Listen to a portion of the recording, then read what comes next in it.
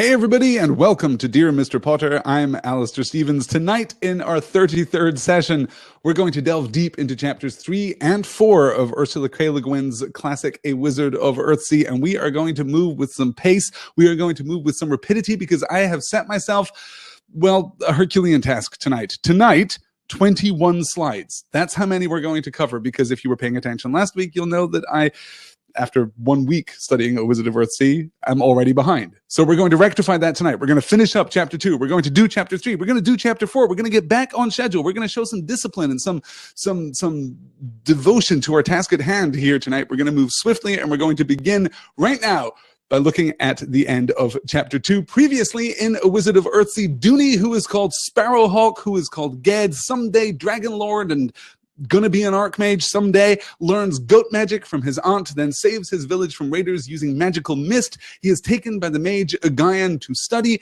but Ged is impatient with the pace at which he is learning, and that is where we pick up chapter 2, ominously entitled The Shadow. From there, well, Ged meets a girl, I guess, the inciting incident of many a great story, though this one does not play out in quite the way that we might expect. As the spring came on, quick and bright, Guin often sent Ged forth to gather herbs on the meadows above Rayalby, and told him to take as long as he liked about it, giving him freedom to spend all day wandering by rain-filled streams and through the woods and over wet green fields in the sun. Ged went with delight each time and stayed out till night, but he did not entirely forget the herbs. He kept an eye out for them while he climbed and roamed and waded and explored, and always brought some home. He came on a meadow between two streams where the flower called white hallows grew thick, and as these blossoms are rare and prized by healers, he came back again next day. Someone else was there before him, a girl, whom he knew by sight as the daughter of the old lord of Rayalby. He would not have spoken to her, but she came to him and greeted him pleasantly. "I know you. You're the Sparrowhawk, our mage's adept. I wish you would tell me about sorcery." He looked down at the white flowers that brushed against her white skirt, and at first he was shy and glum and hardly answered. But she went on talking in an open, careless, willful way that little by little set him at ease. She was a tall girl of about his own age, very sallow, almost white-skinned. Her mother, they said in the village, was from Oskill or some such foreign land. Her hair fell long and straight like a fall of black water. Ged thought her very ugly, but he had a desire to please her, to win her admiration that grew on him as they talked. She made him tell all the story of his tricks with the mist that had defeated the Kargish warriors, and she listened as if she wondered and admired, but she spoke no praise. And soon she was off on another tack. "Can you call the birds and beasts to you?" she asked. "I can," said Ged. Ged, 13 years old and already with a fan all his own. This is a big and potentially disastrous moment for our young wizard, but we should pay close attention to his interaction with this girl. Her name is Sarat, or Sarat, and she will be significant later in the book. Minor spoilers, she's going to show up again, and when she does, we are going to get one of the most beguiling and seductive and oddly aligned, oddly inclined, oddly intentioned chapters in this entire book. So, stick around for chapter 7, which we'll get to in a couple of weeks. But yes, she is trouble. I think we know that from this first slide. It is worth noting that we are in Ged's POV to a surprising degree here. We are getting his direct account. Specifically, I'm talking, of course, about this line, Ged thought her very ugly, but he had the desire to please her, to win her admiration that grew on him as they talked. A superficial reading of this, which I think is entirely consistent with Ged's character, is that he is disinterested in this girl, in Sarat, as a girl. He is 13, she is 13 or thereabouts. She looks very different. Her mother is from Oskill. She is as close to a Caucasian as we have met in this story so far, or someone who is, ethnically identifiable as something like Caucasian in the story. Certainly she is a foreigner. Certainly she is an outlander. She is mysterious and odd, and Ged thinks her, as the narrator intrusively tells us, very ugly. Now Ged is 13. And she is 13. And this is the first girl not of his village that he's ever had any contact with whatsoever. And she is mysterious. He finds the white hallows growing in the meadow between two streams and comes back the next day. And it is only when he returns that he finds her there. Is this coincidence? Is this a plan, a plot, some means of getting close to the boy wizard, to the Sparrowhawk, our mage's adept? Well, we can speculate a little about that. We don't get definitive evidence one way or the other, but certainly Guin later on is going to be somewhat skeptical about this girl's intentions. Before we get, though, to the main interaction with Sarat, I do want to focus on the use of light in that opening paragraph, because, as I said last time, light and dark, light and shadow is going to be one of the recurring themes. It is going to be one of the most clearly delineated and provocative themes in this entire book, and we're getting a lot of instances of light here. As the spring came on, quick and bright this spring, a Guin often sent Ged forth to gather herbs in the meadows above Realby, and told him to take as long as he liked about it, giving him freedom to spend all day wandering by rain-filled streams and through the woods and over wet green fields in the sun. So this is a landscape that is saturated by light, a landscape, we must remember, which is, again, like Ged's home village, elevated. This is above most of the civilization of Gaunt. We are very high up in the mountains now, and now we are above even Realby, where we're higher still. So Ged is exploring this landscape in the sun, but of course he returns after dark. He returns after twilight has dimmed the sky. He still carries with him the herbs. He carries with him the tokens of the light, if you will, herbs which he could not have found were it already dark on the mountainside. He returns with those tokens, but it is already dark. Ged is already inhabiting more than one world. He is already the boy of mist and shadow, and now the boy of light and dark. He goes out in the light, he returns in the dark, but he carries with him tokens of that light. And of course, we draw that direct connection between his experience, his exploratory experience here in the meadows and forests above Realby, and the girl herself. He looked down at the white flowers that brushed against her white skirt. At first he was shy and glum and hardly answered, but she, talking in an open, careless, willful way that little by little set him at ease, she is bright. She is representative. White skirt against white flowers. She is representative of that light. But light in and of itself is not necessarily trustworthy. That's something else that we're going to add to our understanding of this conflict between light and dark. Things which masquerade as light are not necessarily light as we move through the rest of this book.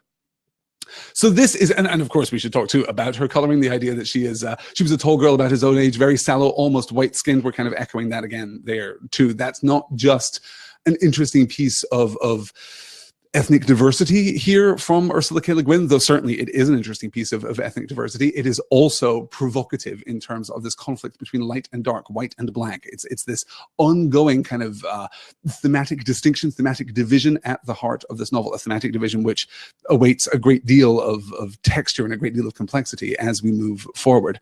"I know you," she says, quotes Maya Judkins here in the Crowdcast chat.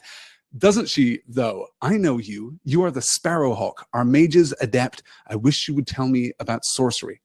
This is, I mean, on the one hand, okay, if we read this superficially, this is honest and charming. And were this another kind of story, Ged might be won over. This might be our meet cute, right? This might be our romantic relationship that is going to define the rest of Ged's life.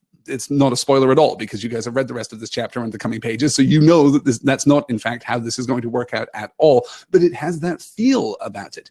She knows him. "I know you. You're the Sparrowhawk." The Sparrowhawk. Note that that article there. Very important, because it distinguishes Ged from the commonplace boys of Gaunt. He's not just Sparrowhawk. He's the Sparrowhawk. He already has accrued an element of fame, and that, of course, is what he wants from her. That is what he wants out of this interaction.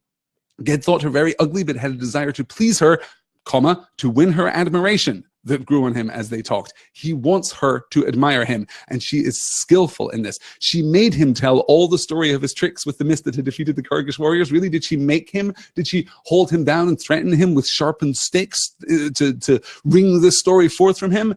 I doubt it somehow. I think she just was quiet and let Ged fill the silence, as is his way. She listened as if she wondered and admired, but she spoke no praise, and this clearly drives Ged crazy. And soon she was off on another track. "Can you call the birds and beasts to you?" she asked. "I can," said Ged. This is our introduction to this relationship. He wants her praise. He wants her affirmation. He wants, in general, praise and affirmation. He doesn't care specifically, if we read superficially his encounter with this girl, he doesn't want her praise and affirmation, her praise and admiration even, but he wants it in general. He wants to be affirmed by praise. He desires fame. This is one of Ged's most Slytherin traits, indeed. Let me see. Rayla Lynn here says, note the way she's flattering him and goading him in the chat. I completely agree. Yes. And Becca says, I think my brain has been programmed to watch for meet cutes, right? We all have been programmed to watch for meet cutes. We understand. We have internalized osmotically the beats and the structures and the shapes, the geometry of narrative. We have all done this. This is why we can all tell when a story is misaligned. We don't necessarily need to be able to express how a story is misaligned, but we can tell when a story doesn't work. We can tell when a story doesn't achieve its desired effect because we have absorbed the structure and the shape of stories. That is part of what it is to be in the world, I guess. Even if you don't care about movies or care about books or care about video games, care about narrative in any sense, you're still enmeshed in a web of metaphor and of narrative. So we know what stories feel like, and this feels like it could be a meet cute. But Ged is at one remove. Ged does not recognize this for what it might potentially be. So he decides to impress the girl. She goads him still further. Again, we must note that he doesn't want to impress her, at least if we buy the surface layer of the text here, because she is beautiful, but he is swayed when she shows him some admiration, but convinced to take action only when she is dismissive. The last beat in this encounter is that when she says that he is afraid and he denies it, and then that he is too young. That is enough to trigger Ged into taking action here in our second slide. He looked for a spell of self-transformation, but being slow to read the runes yet and understanding little of what he read, he could not find what he sought. These books were very ancient, a Guin having them from his own master Helith Farseer, and Helith from his master the Mage of Perigal, and so back into the times of myth. Small and strange was the writing, overwritten and interlined by many hands, and all those hands were dust now. Yet here and there, Ged understood something of what he tried to read, and with the girl's questions and her mockery always in his mind, he stopped on a page that bore a spell of summoning up the spirits of the dead. As he read it, puzzling out the runes and symbols one by one, a horror came over him. His eyes were fixed, and he could not lift them until he had finished reading all the spell. Then raising his head, he saw it was dark in the house. He had been reading without any light, in the darkness. He could not now make out the runes when he looked down at the book. Yet the horror grew in him, seeming to hold him bound in his chair. He was cold. Looking over his shoulder, he saw that something was crouching beside the closed door. A shapeless clot of shadow darker than the darkness. It seemed to reach out towards him and to whisper and to call to him in a whisper, but he could not understand the words. The door was flung wide. A man entered with a white light flaming about him, a great bright figure who spoke aloud fiercely, and suddenly the darkness and the whispering ceased and were dispelled. Chapter 2 of this book is entitled The Shadow. Chapter 4 of this book is entitled The Loosing of the Shadow. We'll talk about that at the end of tonight's session. And the Shadow, it should not now surprise you to hear, is, well, in a sense, the antagonist of this entire story. There's a way of reading this story in terms of a typical protagonistic-antagonistic relationship, right? And I'm certainly not going to talk about the ending of the book because I know that many of you have not yet got there. So I'm not going to talk about the final resolution of this conflict. But there is a sense in which Ged is our protagonist and this shadow is our antagonist. That is complex. There's also, of course, another reading that sits companionably alongside that first reading that suggests that, no, this is an internal antagonist story, that Ged is demonstrably, evidently, exorbitantly his own worst enemy. That too can be treated as a legitimate interpretation of the text, can be seen as a legitimate interpretation of the text. I think that's completely valid. But we must look here at what happens and the degree to which Ged is culpable. What is Ged's crime here? What is Ged's, okay, let's maybe not put it in such provocative terms. What is Ged's mistake here? What is the action that Ged takes here that he ought not to have taken? What is the root here of a regret that will be evident later in the book? Well, it's not specifically a desire to cross a moral line. He's not looking for magic which he ought not to be looking for. He's not searching for magic which is inappropriate in and of itself. Yes, he finds the spell to raise the spirits of the dead, to summon the spirits of the dead. But look at the beginning of this passage here. He looked for a spell of self-transformation. That's what that's what Sarat was goading him toward. Can you transform yourself into birds and beasts? Can you do that? That's so cool. And he thinks of her questions and he thinks of her mockery, both of those two things. How can he resolve the mockery? By answering her questions, by showing her something, by proving himself to her. And it is, of course, No coincidence that we're going to circle back around to this in chapter 4. We're going to see a scene very much like this scene play out, though Ged then will be all the more culpable because he will have that much more knowledge and that much more agency, that much more intentionality about his action. What begins here as a childish mistake, a foolish mistake, certainly, but a childish mistake nonetheless, will be compounded in the 4th chapter by an act of actual will. He will do this deliberately. Let's look at the interplay of light and dark here, of course. So he races back, he pulls down the 2 books of magic that Guin owns that he has not yet even had cause to open, because that's not what Guin is teaching him. That's not what Ged's apprenticeship is really all about. He pulls down these books and starts to read. He's searching for the spell of self-transformation here in this ancient writing that every hand of which has turned to dust, as he notes here. He's thinking of the girl, though, and he stops on a page that bore a spell of summoning up the spirits of the dead. So he understands, apparently, in this moment, that is what this spell is. As he read it, puzzling out the runes and symbols one by one, a horror came over him. So he is already reading the spell before he realizes that he has been caught up by the spell. The spell itself, the magic itself inscribed upon the page, has a kind of agency, has a kind of presence, is able to effect action within Ged here. Which reminds me very much of one of the oldest stories in Terry Pratchett's Discworld series, in which the wizard Rincewind finds himself exposed to a book of magic, and one of the spells scurries from the page and lodges deep within Rincewind's mind, and he then carries that spell for the rest of his life. There are, well, minor spoilers, I guess, for the end of that story, not necessarily for the rest of his life, but for a good long time. Anyway, he carries that spell with him because the spell itself has presence. There's an idea here of I suppose, a kind of mimetic idea, right? This is the origin of the self-replicating idea, that ideas themselves have purpose and have identity, that a sufficiently complex and beguiling idea can be kind of like a personality and can take action. And certainly spells can take action. Certainly spells can drive the magic user, drive the wizard of Earthsea forward here. Then we get that interaction of light and dark. Raising his head, he saw it was dark in the house. He had been reading without any light. Hey, he had been reading without any light in more than one sense, if you know what I mean. He could not now make out the runes when he looked down at the book, yet the horror grew in him. He was cold. Looking over his shoulder, he saw that something was crouching beside the closed door, a shapeless clot of shadow, darker than the darkness. We talked last time about the thematic division within the pages of A Wizard of Earthsea, and the fact that the primary thematic division is not between light and darkness, that we oftentimes don't reference light and darkness in opposition. What we reference within the pages of A Wizard of Earthsea, within Ursula K. Le Guin's secondary creation, within her cosmology here, is light and shadow. And the reason that we reference light and shadow is, as I said last week, that the presence of the shadow implies the existence of the light. It cannot deny the existence of the light. That is to say that a shadow can only exist when it is being cast by a light interacting with an object, right? Darkness can exist without the presence of a light. Darkness, by definition, I suppose, has to exist without the presence of a light. But here we see something very powerful indeed, that the shadow is darker than the light.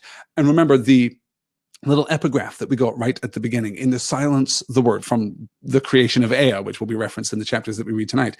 In the silence, the word. That the word exists in part because it is defined by the silence around it, right? The negative space existing around this shape gives the shape its definition. And that seems to be true here of the shadow. It is not the case that the shadow is not as bad as the darkness, or that the shadow is less dark than the darkness. It is not the case that the darkness is absolute. That clearly isn't the case. It is absolutely dark. He cannot read in this cabin now, in Guin's cabin. But the shadow is darker still. It seemed to reach out toward him and to whisper and to call to him in a whisper, but he could not understand the words. So it is extending itself. It is growing physically within this space. It is whispering, but calling to him in that whisper. So the whisper is not something that is designed to be unheard. This is not a whisper of stealth or of secrecy. This is a call that just happens to be a whisper. And look how that is opposed with the return of Guin. The door was flung wide. A man entered. Not Guin entered. A man entered. There is something more elemental about Guin's presence here, right? He has been stripped of his temporary identity, particularly stripped of his username, right? We learn later that, in fact, Ged never learns, or at least up until this point, has not learned Guin's true name. Rather, Guin here has been stripped of his username and rendered in more archetypal, more true and impactful terms. A man entered with a white light flaming about him, a great bright figure who spoke aloud fiercely and suddenly. No seductive whisper here, right? He speaks aloud. He is declaiming here fiercely, and suddenly the darkness and the whispering ceased and were dispelled. This is our introduction to the shadow. This is really, in some sense, our inciting incident. Yeah. Karen says the first appearance of the shadow is one of the scenes that stayed with me vividly for decades after I read it. Yes, me too. This is, I don't think it's an exaggeration to say there are a couple of scenes in this book which are absolutely formative to my understanding of fantasy fiction, to my understanding of narrative in general, to my understanding of metaphor. And this is one of those scenes. We're actually going to hit two of those scenes in tonight's reading, because this is the first, and the second is right at the end of chapter 4, the scene with the door warden at the end of Ged's time on Roke. That, I think it's fair to say, changed me pretty fundamentally as a young man the first time that I read A Wizard of Earthsea. Clambert asks, this is an interesting question, was he reading out loud? I don't think so necessarily. Well, I don't know. It does say that he is puzzling out, as he read it, puzzling out the runes and symbols one by one. A horror came over him. Yes, then perhaps, I suppose perhaps he was reading it aloud, right? Because when you puzzle out an unfamiliar word, you will say that word aloud. You will try and get the feel and the shape of it in the air around you. You know, you will try and externalize it so that you can appreciate it from an external perspective. I think that's true of, you know, anyone who's reading aloud, reading an unfamiliar word. You will try to say, what is this? And you'll spell it out, you'll sound it out, and you'll kind of try and figure it out. So perhaps yes, but certainly it doesn't tell us definitively that he is casting this spell, and it may be that he doesn't need to. We're going to circle back around to some more thoughts on magic and spell casting later. Yes. Good. Alexa says, shadow darker than the darkness. I love the distinction between the shadow and the dark. Yes. One of my absolute favorite things here. Oh, this is interesting. Gillart's Winter says, okay, wait, I'm going to come back to this. Okay, Clambert clarifies his thought, or is thinking in the true speech enough to start magic? Potentially, at least. Let's bear that in mind. Let's think about how that works, because I do think there's a very interesting perspective on linguistics, on speech, on thought, on metaphor, on expression contained within the pages of this book, and that question addresses that whole kind of thematic construct directly. So let's bear that in mind as we move forward, certainly. Then Rayla Lynn says, the shadow reminds me of the nothing from the never-ending story. Just one of the most terrifying things in all of fiction, then? Sure, yes. I mean, you're right. You're absolutely right. It is terrifying and worse than the darkness, right? And there is a sense, too, just to kind of unpick this thought a little as it occurs to me right now, there is a sense too in which, of course, shadows are always going to be darker than the darkness, because the darkness can be illuminated. If we spark that light, if we enkindle that light, then the darkness flees. But the shadow is being cast by something. And if we assume only one point of light, and when we talk about light within the pages of A Wizard of Earthsea, it oftentimes has that implied capital L to suggest that, yes, in fact, you know, Professor Tolkien would be very happy with our white light that shines forth here, theologically speaking. It is possible that we're only thinking of one source of light, and if there is a shadow, then it doesn't matter how much you intensify that light. It doesn't matter how much light there is. If an object is occluding the path of that light, then there will still be a shadow. The shadow cannot be defeated by the addition of more light, as it were, the kindling of more light. So all of that aside, Gildarts Winters asks, the shadow is just an allegory for a mistake? No, I don't think so.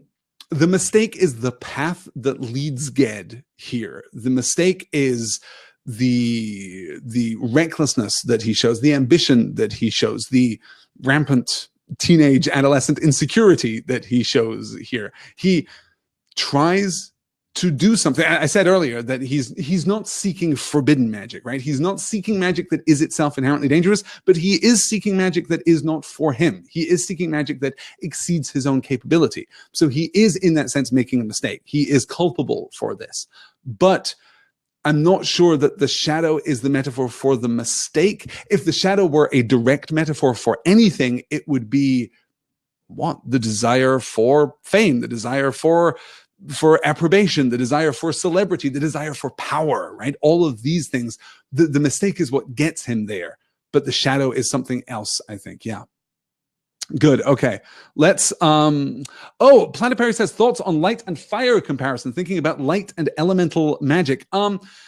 This is one of the ways I think in which Ursula K. Le Guin lifts from Tolkien. Fire is, yes, a source of light. Those of you who have listened to my podcast There and Back Again, in which I discuss the works of J.R.R. Tolkien, will doubtless remember, or hey, if you've read The Lord of the Rings or you've seen the Lord of the Rings movies, you will remember the opposition on the bridge of Khazad-dûm between Gandalf and the Balrog, Durin's Bane, in which both figures are represented in terms of fire. Gandalf is the wielder of the secret flame, and he denies the Balrog, flame of Udun, that Gandalf is the white fire.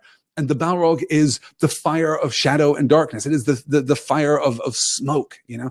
That fire itself is kind of elementally neutral in an interesting way. I want to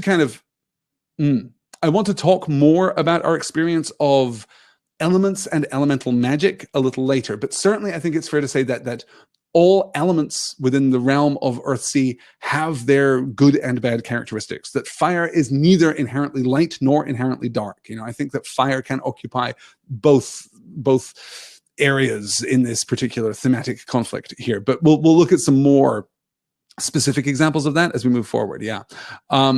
Seaster says, after reading the Keys to the Kingdom series, I can't say I capitalized nothing without giggling, even though the nothing in there is horrible and not even remotely funny, just because everything that reminds me of the books makes me giggle. I have never heard the Keys to the Kingdom series. Seastar, can you recommend them? Is that a thing that we should check out? By all means, pipe up here in the by all means, pipe up in the Crowdcast chat. I'm laughing because Joseph says, with a great deal of innocent blinking of eyelids, I'm sure. Wait, is there a Balrog in Lord of the Rings? Must have skimmed that bit. Yeah. He shows up just the once, really. Just the once. It's not that significant. I wouldn't worry about it. Okay, let's keep going onward here. This is Guin's response to Ged. You will never work that spell, but in peril of your power and your life. Was it for that spell you opened the books? No, master, the boy murmured, and shamefully he told Guin what he had sought and why. You do not remember what I told you, that the girl's mother, the Lord's wife, is an enchantress? Indeed, Guin had once said this. But Ged had not paid much attention, though he knew by now that Guin never told him anything that he had not good reason to tell him. The girl herself is half a witch already.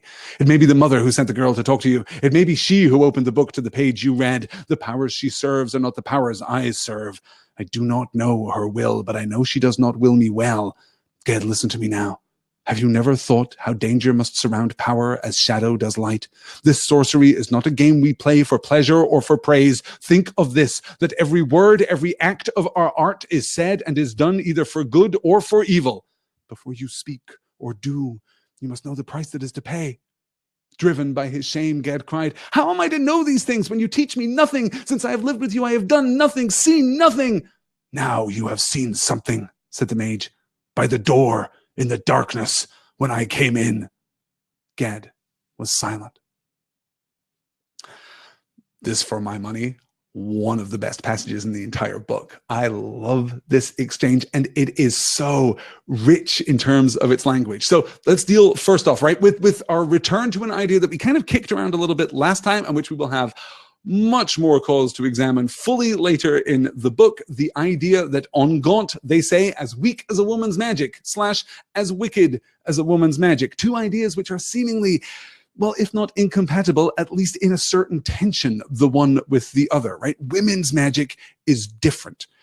Here again, though, we reject the possibility of categorizing women's magic as being outright evil, or just outright different even, right? Because we're not talking about women's magic. Guin here is not talking about women's magic. He's talking about the Lady of Rhayabi. He's talking about the girl's mother. She is an enchantress. This is something specific. This is something this is something different. It may be the mother who sent the girl to talk to you. It may be she who opened the book to the page you read. Well, not directly, obviously. I mean, she didn't show up and you know, dog-ear that page so that it fell open. We know that Ged was perusing the books in general, looking for shape-shifting magic before he found the spell that would allow him to speak with the dead. But yes, indirectly, it may be she who opened the page to that point.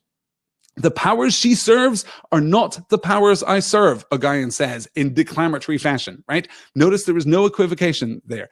The girl herself is half a witch already. It may be the mother who sent the girl to talk to you. It may be she who opened the book to the page. Okay, these are things about which we might speculate, but here's a fact for you. The powers she serves are not the powers I serve.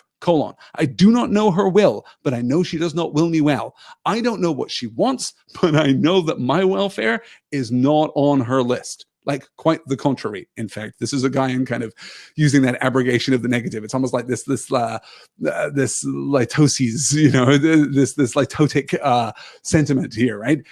She doesn't not want me hurt, or she doesn't want me that happy. It's, yeah, the abrogation of the negative here implies a pretty significant conflict, a pretty significant contrast between the two of them. Ged, listen to me now. Have you never thought how danger must surround power as shadow does light? This sorcery is not a game we play for pleasure or for praise. Hey, Ged, this sorcery, not for pleasure or for praise. Remind me why you were doing it? Oh, right, it was for, sure, no, of course, pleasure and praise. Right, got it. Don't do that thing. That's bad. Think of this, that every word, every act of our art is said and is done either for good or for evil. There is something Kantian, I suppose, right? There's something of Immanuel Kant about this, that it doesn't matter the end that you work toward. Every act of our art, which is a phrase that I just adore. The guy says every act of our art is said and is done either for good or for evil. There is something that you are working toward. You are trying to accomplish something, and that thing is either good or it is evil. And good and or evil exist outside of the individual. You, Ged, do not get to define what is good and what is evil.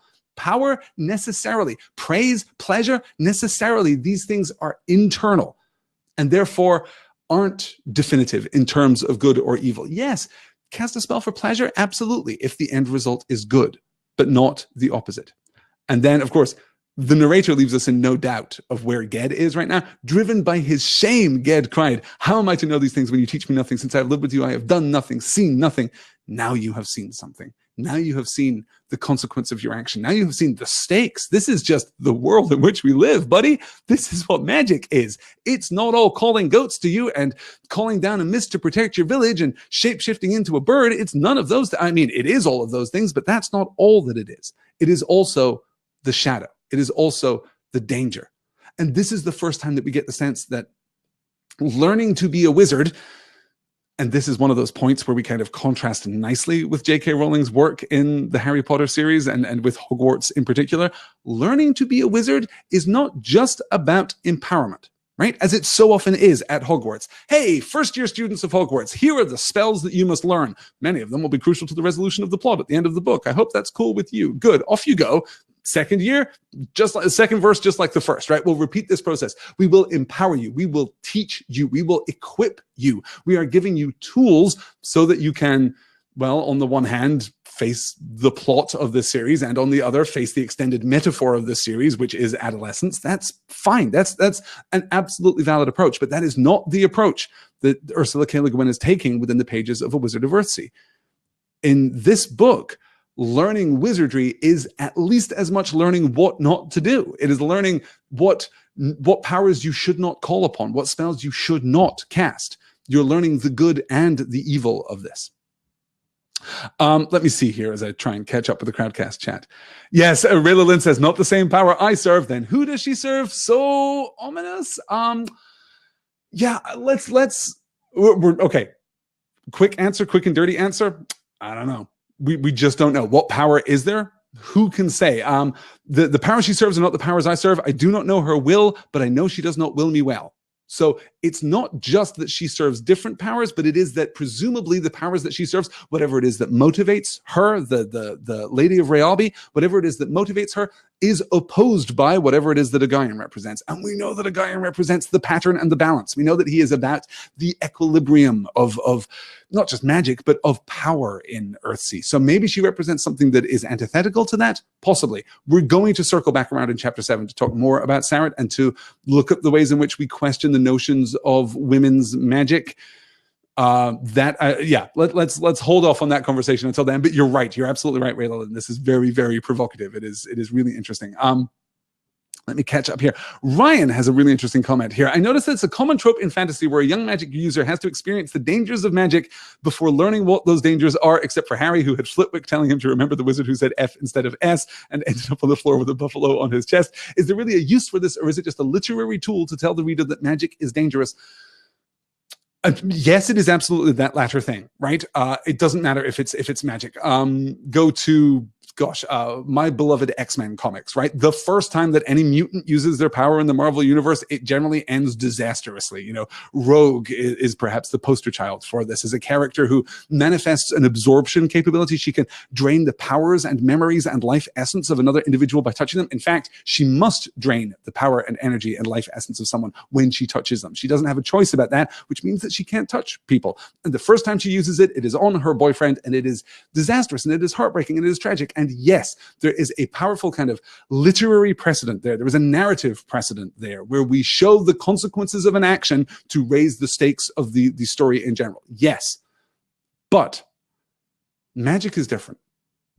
And that's true, I think, even when we're dealing with Earthsea, which has a very kind of structured and formalized and academic and, dare I say, scientific approach to magic. As we discuss when we get to Roke in the 3rd and 4th chapters here, magic in Earthsea is about knowledge. It is about the application of knowledge. You don't actually have to have any particular skill, or apparently you don't have to have any particular skill. Gad summons the goats back in the beginning of the book without any knowledge. Specifically, the narrator calls out the absence of knowledge. He doesn't know what he's doing. He is ignorant of the words that he is saying and the powers in the world, and still those powers work for him. He doesn't know about the spell to summon the shadow, and yet it works for him. So he is tapping into something here that is other than he is. It isn't about his personal power or his personal talent entirely. We're going to learn ultimately that there is an element of personal power here, of personal creativity here. So that is a formalized kind of magic, right? We talked about this with J.K. Rowling. We talked about that. Do the words expecto patronum have any power in and of themselves? No.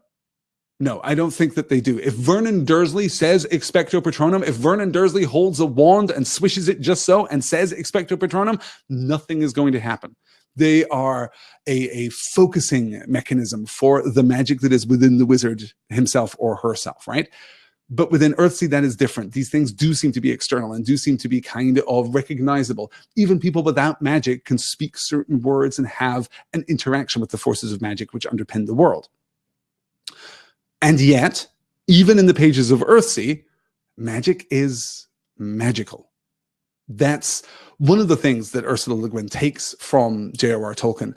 We don't, in the pages of The Lord of the Rings, talk about spells. We don't talk about spell casting. We don't have, if you look at those moments when Gandalf speaks in Elvish, when he speaks in Sindarin and causes something to happen, if you translate those words, and you know that Tolkien intended this to be the case, when you translate those words, usually they are much more direct. I'm thinking in particular of the point in which they're in the shadow of Caradhras at the end of the Fellowship of the Ring, when Gandalf causes fire to leap forth from the timber. And what he is saying is, hey, fire, there should be fire now. Give us fire in our hour of need. That is the spell that he speaks.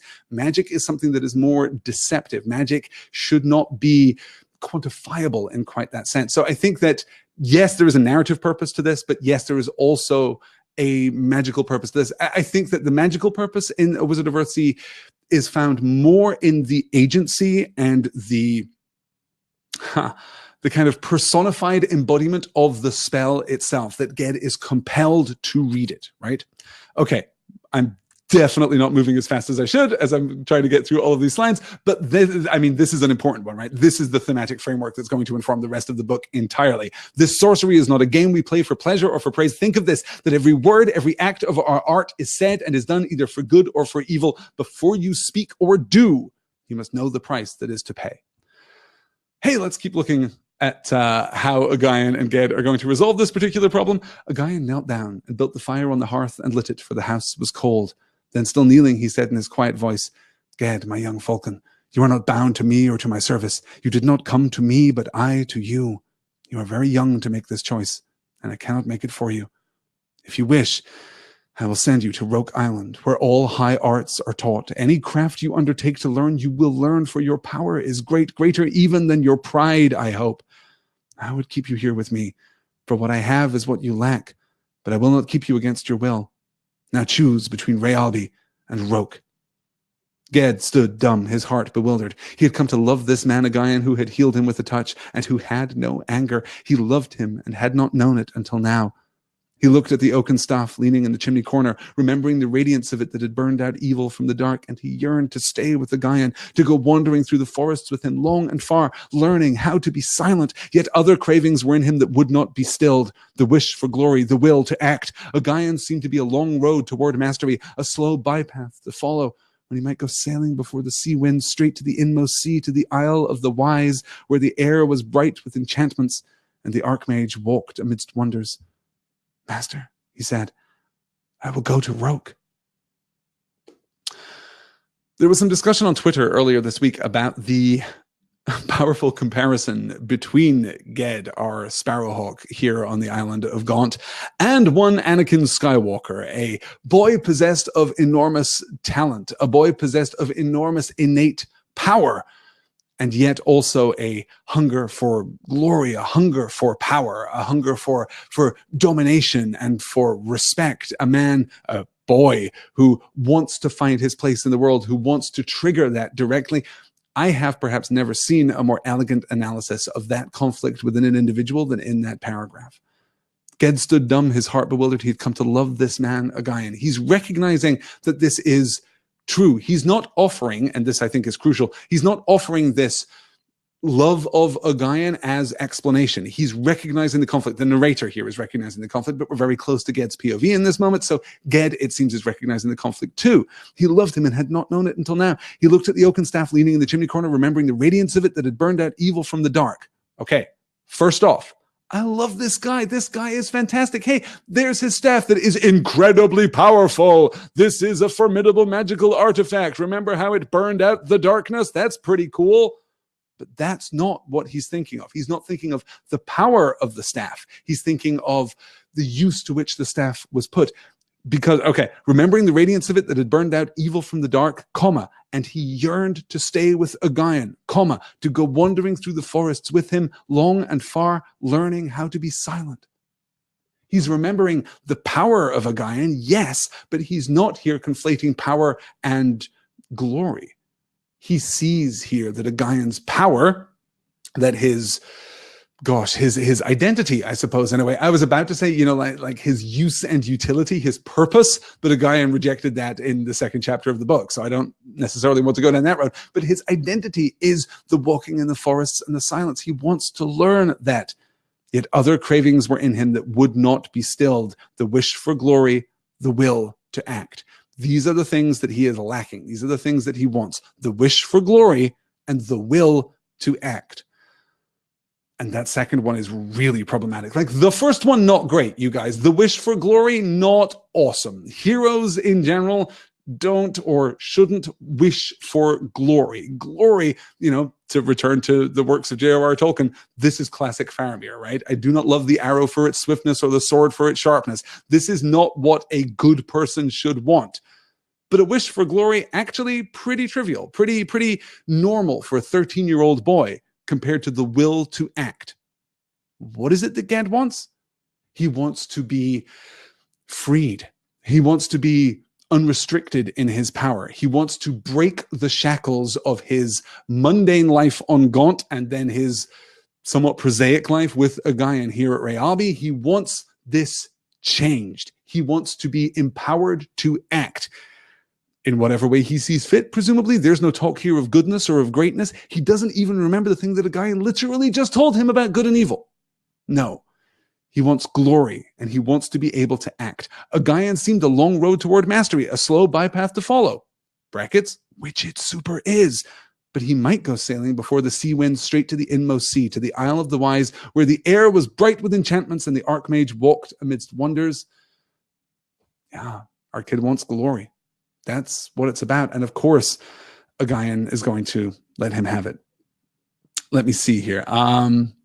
As I scroll back here, Ryan says, learning how to be silent. I know a few people who could take that lesson. Yes, absolutely. And Clambert, yes, the copy I read had an afterword by Le Guin where she talks a little about the genre and how she felt that she couldn't have got a female protagonist published in the 60s. Yeah, we talked about this a little bit last week and about her return to Earthsea after the original trilogy was complete. 16 years after the original trilogy was complete, where she returned to Earthsea in part because she wanted to kind of address not some of the imbalance, I suppose that's unfair, but to render this in more progressive terms, more explicitly progressive terms. Though we shouldn't forget, some of you I know have already read ahead and you know what's to come in the rest of the series. But the Tombs of Atewan, the second book, pretty significant in terms of female protagonism. Yes. Good. Okay. Raylan says, this is my first time reading this and this part is affecting. I really like a guy and sad to see him go for now. Yeah, he's gonna come back. He shows up again later in the book. It's very good. Don't worry about it. If you are Team Guin, you're gonna love the end of this book. Yes, good. Okay, excellent. Okay, let's keep pushing onward here. Taking the ship Shadow, they went down to the quays where the harbor master came hastening to welcome a Guin and asked what service he might do. The mage told him, and at once he named a ship bound for the inmost sea, aboard which Gad might go as passenger. Or they will take him as windbringer, he said. If he has the craft, they have no weather worker aboard. He has some skill with mist and fog, but none with sea winds, the mage said, putting his hand lightly on Gad's shoulder. Do not try any tricks with the sea and the winds of the sea, Sparrowhawk. You're a landsman still. Harbour Master, what is the ship's name? Shadow, from the Andrades, bound to a Hort town with furs and ivories. A good ship, Master Guin. The mage's face darkened at the name of the ship, but he said, so be it. Give this writing to the warder of the school on Roke, Sparrowhawk. Go with a fair wind. Farewell. That was all his parting. He turned away and went striding up the street away from the quays. Gad stood forlorn and watched his master go. The Shadow. Not a great name. Not a great name for a ship that you're taking in the wake of this particular experience, but another perfect example of what lays ahead for Gad here.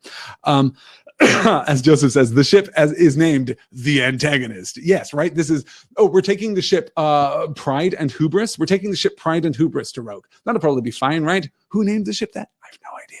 But anyway, here it is. Yes. So here we're getting our brilliant world building, right? So we're introducing the idea of mages, of wizards working on ships as windbringers, or they will take him as windbringer, he said. If he has the craft, they have no weather worker aboard. Like, this is just a standard part of Earthsea. And we talked about this last time, right? We talked about the very title of the book being A Wizard of Earthsea, and the fact that this is high fantasy to the point that magic is almost ubiquitous, that no one in this realm doubts magic. Even within the pages of The Lord of the Rings, people doubt the existence of magic, Even Han Solo doubts the existence of the Force, and those are two pretty high fantasy stories here, but Earthsea is a step beyond even that. Magic is ubiquitous. Magic is everywhere. Except, for Gad here. That Gad has to leave behind his tutelage and go off to Roke. He has to go off to wizard school. And we might see here a functional inversion of the Harry Potter story to remind us all that we're here taking part in the Dear Mr. Potter series. This is a functional inversion of Harry's experience, right? Because Harry is oppressed and ruled by a tyrannical muggle before he goes off to Hogwarts. That the letter to Hogwarts, the Dear Mr. Potter letter that gave this series its title, is not just an invitation to adventure, but an invitation to liberation. It is itself a token of Harry's fundamental, quintessential identity. He is not just Mr. Potter, but Mr. Potter of Hogwarts, right? This is vital. It is a transit to another world. And for all here that Gad is heading off to wizard school, it's a very different kind of wizard school, and it's a very different kind of experience. He is leaving behind a home that he loves, a person, a master that he loves, but he's seeking power. His journey, his arc here could not be more diametrically opposed than Harry's. Yeah. Let me see. Oh, this wizard school feels like the wall in A Song of Ice and Fire, says Becca. Interesting, right? Joseph is saying all aboard the HMS Voldemort, which I also really like. Don't name ships that. That would be a really bad name for a ship. Even Shadow, right? We have the question why this ship is called Shadow. Shadow from the Andrades, bound to Hort Town with furs and ivories. A good ship, Master Guin. that we called shadow for no reason, even though light and dark already pretty significant to people in this world. It's probably fine. Probably fine. Okay. Let's move on. We're just going to skim this because this is Ged's passage to Roke Island. Now, instead of running before the storm, they must row across the wind's way, and it was hard. Waves striking the ship, a beam pushed her always south of their new course and rolled her and filled her with water, so that bailing must be ceaseless, and the oarsmen must watch lest the ship rolling should lift their oars out of water as they pulled, and so pitch them down among the benches. It was nearly dark under the storm clouds, but now and again they made out the light to the west, enough to set course by, and so struggled on. At last the wind dropped a little, and the light grew broad before them. They rowed on, and they came, as it were, through a curtain, between one oar stroke and the next, running out of the storm into a clear air where the light of after sunset glowed in the sky and on the sea. Over the foam-crested waves, they saw not far off a high, round, green hill, and beneath it a town built on a small bay where boats lay at anchor, all in peace. The steersman, leaning on his long sweep, turned his head and called, "Sir, is this true land or a witchery? Keep her as she goes, you witless woodenhead. Row, you spineless slave sons. That Thwill Bay and the knoll of Roke as any fool can see. Row!" So to the beat of the drum they rowed wearily into the bay. There it was still, so they could hear the voices of people up in the town, and a bell ringing, and only far off the hiss and roaring of the storm. Clouds hung dark to the north and east and south, a mile off all about the island. But over Roke, stars were coming out, one by one, in a clear and quiet sky. Here, of course, of Ged's purpose, Ged's utility here, not magical, crucially, right? He just sees the light of Roke, but his voice carries enough weight, carries enough significance that the captain trusts him. But really, this is again the thematic opposition between light and dark, the darkness of the storm, the crushing the torment of the darkness of the storm, and then the still clear light of Roke, that even as we approach Roke, fearful at first that it might be sorcery, fearful at first that it might be some illusion wrought by, sirens to cast us upon rocks. No. This is actually Roke. And though the clouds are dark to the north and the east and the south above Roke, the stars are coming out, the light enkindled in the darkness again.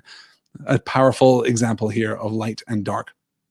Let's, okay, I inadvertently moved on to the next slide there, which probably suggests that I should pick up the pace a little. I do want to talk a little about, excuse me, I do want to talk a little about Roke, though, because Roke is a really interesting word. Roke is, as Professor Tolkien would have appreciated, a Middle English word that means fog or vapor or cloud or mist.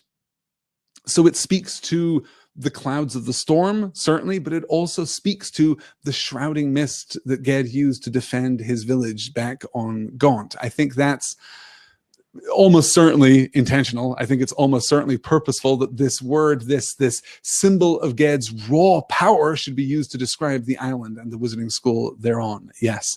Let's see here. Raylalyn is giving us some, Joseph says sure makes the Hogwarts Express seem pretty cushy, and Raylalyn is quoting Moana. Definitely appropriate, actually, right? There should be a Moana Ged of Earthsea crossover mashup thing on YouTube somewhere. He's going to spend some time on a boat, you guys, just for, minor spoilers at the end of the book. He's going to spend some time on a boat. And yes, the Heart of Defeaty would be very useful for him in the course of his adventures, but sadly, he's just going to have to make do with the things that he takes with him. Let's move into chapter 3, then, the School for Wizards. The town of Thwill is not large, its high houses huddling close over a few steep, narrow streets. To Gad, however, it seemed a city. And not knowing where to go, he asked the first townsman of Thwill he met where he could find the warder of the school on Roke. The man looked at him sidelong a while and said, "The wise don't need to ask. The fool asks in vain," and so went on along the street. Ged went uphill till they came out into a square, rimmed on 3 sides by the houses with their sharp slate roofs, and on the 4th side by the wall of a great building, whose few small windows were higher than the chimney tops of the houses. A fort or castle, it seemed, built of mighty grey blocks of stone. In the square beneath it, market booths were set up, and there was some coming and going of people. Ged asked his question of an old woman with a basket of mussels, and she replied, "You cannot always find the warder where he is, but sometimes you find him where he is not," and went on crying her mussels to sell. In the great building near one corner, there was a mean little door of wood. Ged went to this and knocked loud. To the old man who opened the door, he said, "I bear a letter from the Mage Guin of Gaunt to the warder of the school on this island. I want to find the warder, but I will not hear more riddles and scoffing." "This is the school," the old man said mildly. I am the doorkeeper. Enter if you can. Gad stepped forward. It seemed to him that he had passed through the doorway, yet he stood outside on the pavement where he had stood before. Once more he stepped forward, and once more he remained standing outside the door. The doorkeeper inside watched him with mild eyes.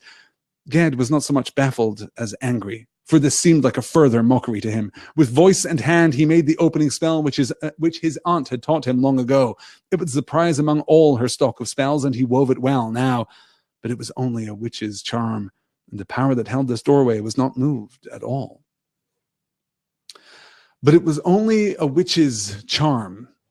Again, calling back to that idea that women's magic is both weak and wicked. That it may be weak because it is wicked, that it may be wicked because it is weak, perhaps. More on that later as we move through. But here we see the town of Thwill populated by just wry jerks, I suppose, who have seen many a wizarding student come to the school on Roke and are apparently delighting themselves with their inscrutability here.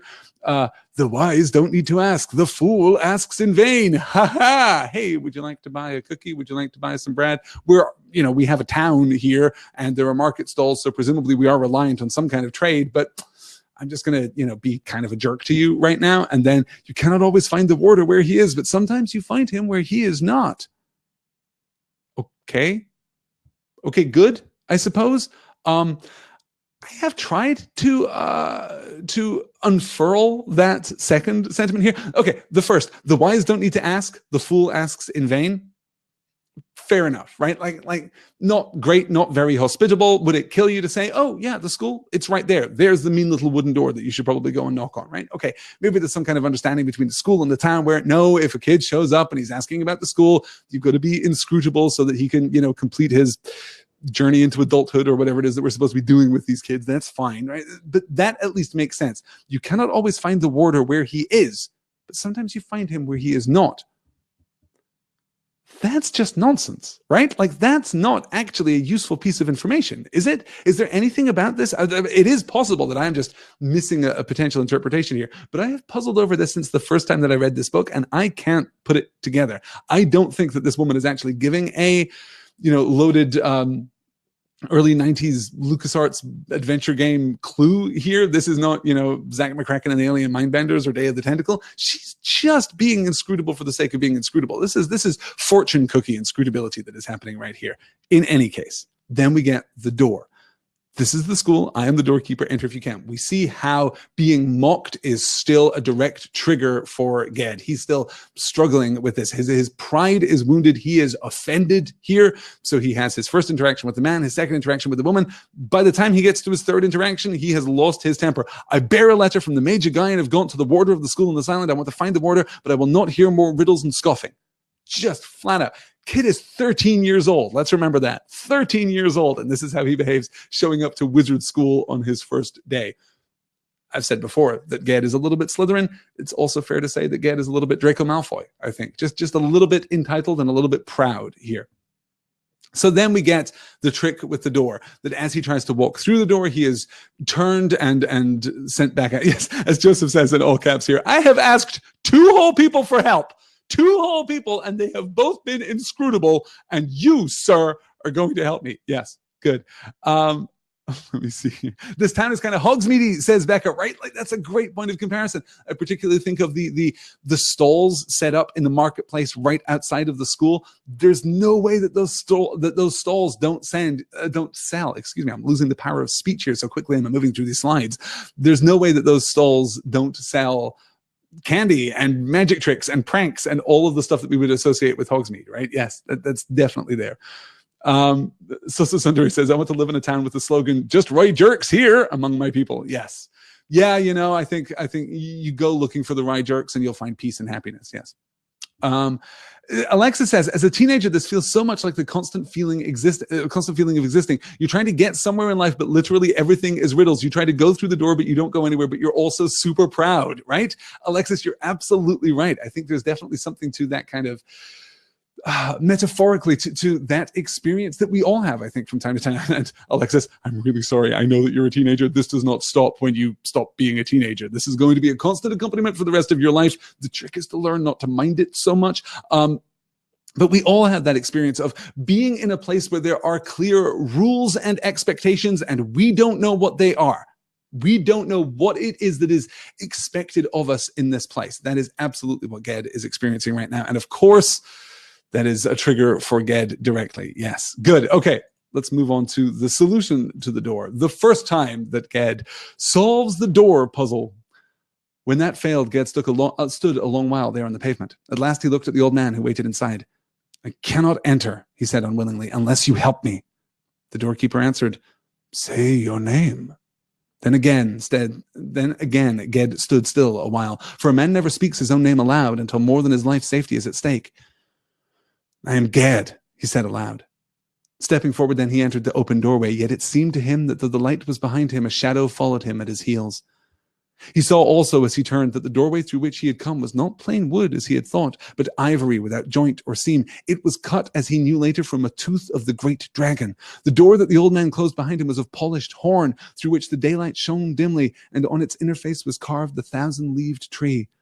Welcome to this house, lad, the doorkeeper said, and without saying more led him through halls and corridors to an open court far inside the walls of the building. The court was partly paved with stone, but was roofless, and on a grass plot a fountain played under young trees in the sunlight. There Ged waited alone some while. He stood still, and his heart beat hard, for it seemed to him that he felt presences and powers at work unseen about him here, and he knew that this place was built not only of stone, but of magic stronger than stone. He stood in the innermost room of the House of the Wise, and it was open to the sky. Then suddenly he was aware of a man clothed in white who watched him through the falling water of the fountain. As their eyes met, a bird sang aloud in the branches of the tree. In that moment, Ged understood the singing of the bird and the language of the water falling in the basin of the fountain and the shape of the clouds and the beginning and end of the wind that stirred the leaves. It seemed to him that he himself was a word spoken by the sunlight. Then that moment passed, and he and the world were as before, or almost as before.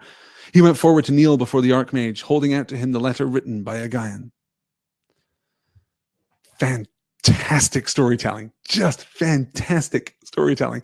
Let's begin with the saying of your name. The doorkeeper answered, say your name. So here, Ged has to simply ask for help. What is the test presented to him by the doorway? Here, he has to ask for assistance.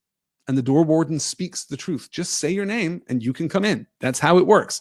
Then again, there's something about that just tricks my tongue. I'm sorry. Then again, Ged stood still a while, for a man never speaks his own name aloud until more than his life's safety is at stake.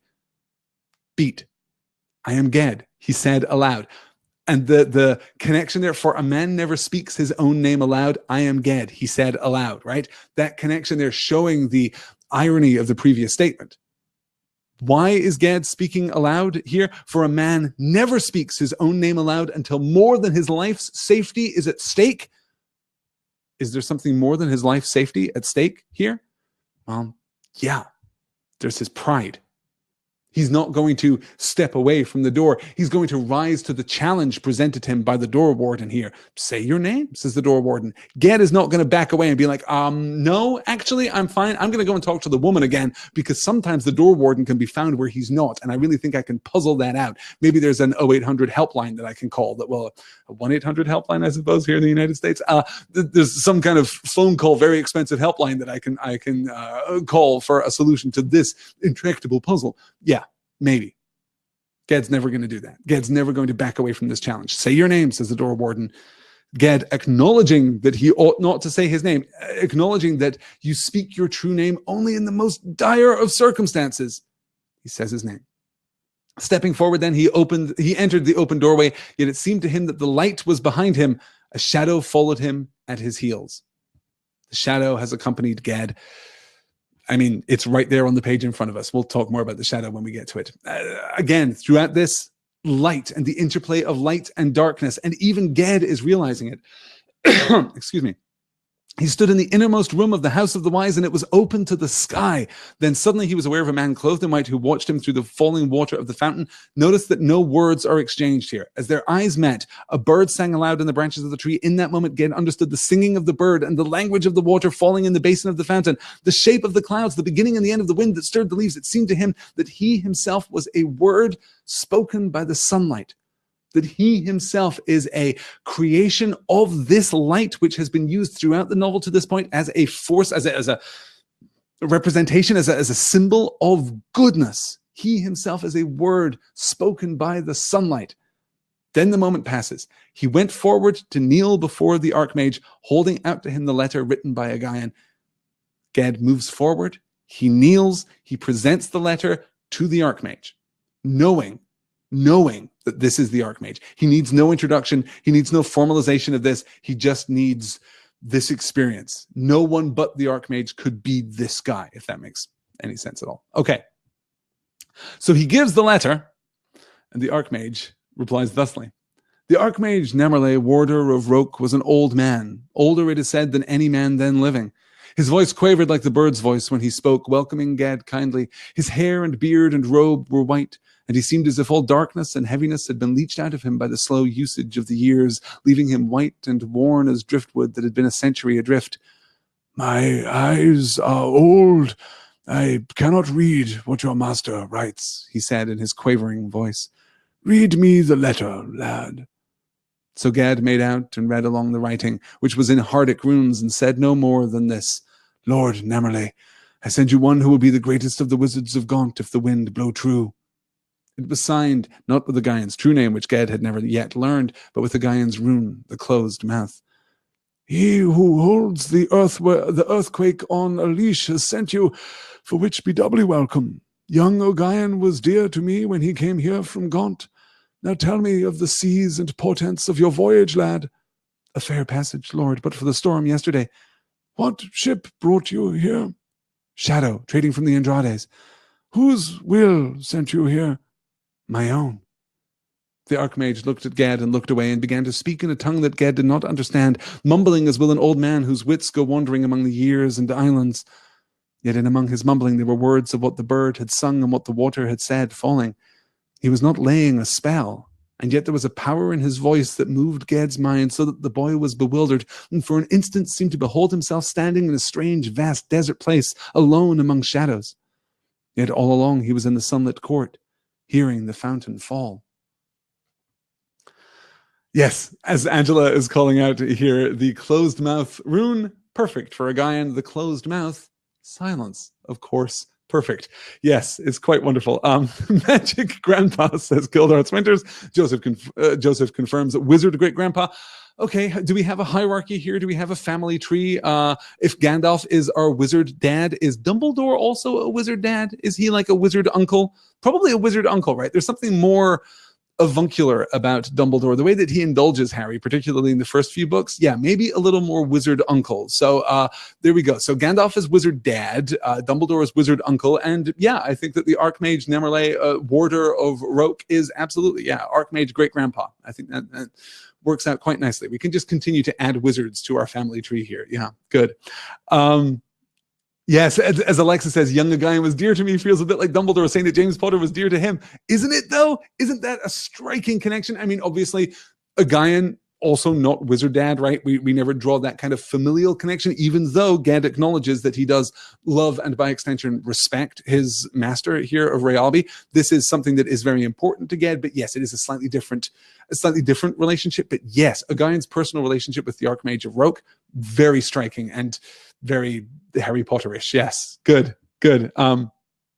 And as Ryan points out, remember, we know from the first paragraph of the book that this will be Ged someday. You're absolutely right, Ryan, that we acknowledge right up front that someday he's going to be the Archmage. Someday he's going to be the Dragon Lord. Someday he's going to be someone important enough that there is a song written called The Deed of Ged. The Deed of Ged, his true name, not the Deed of Sparrowhawk, but his true name will be so significant that people will write songs about him.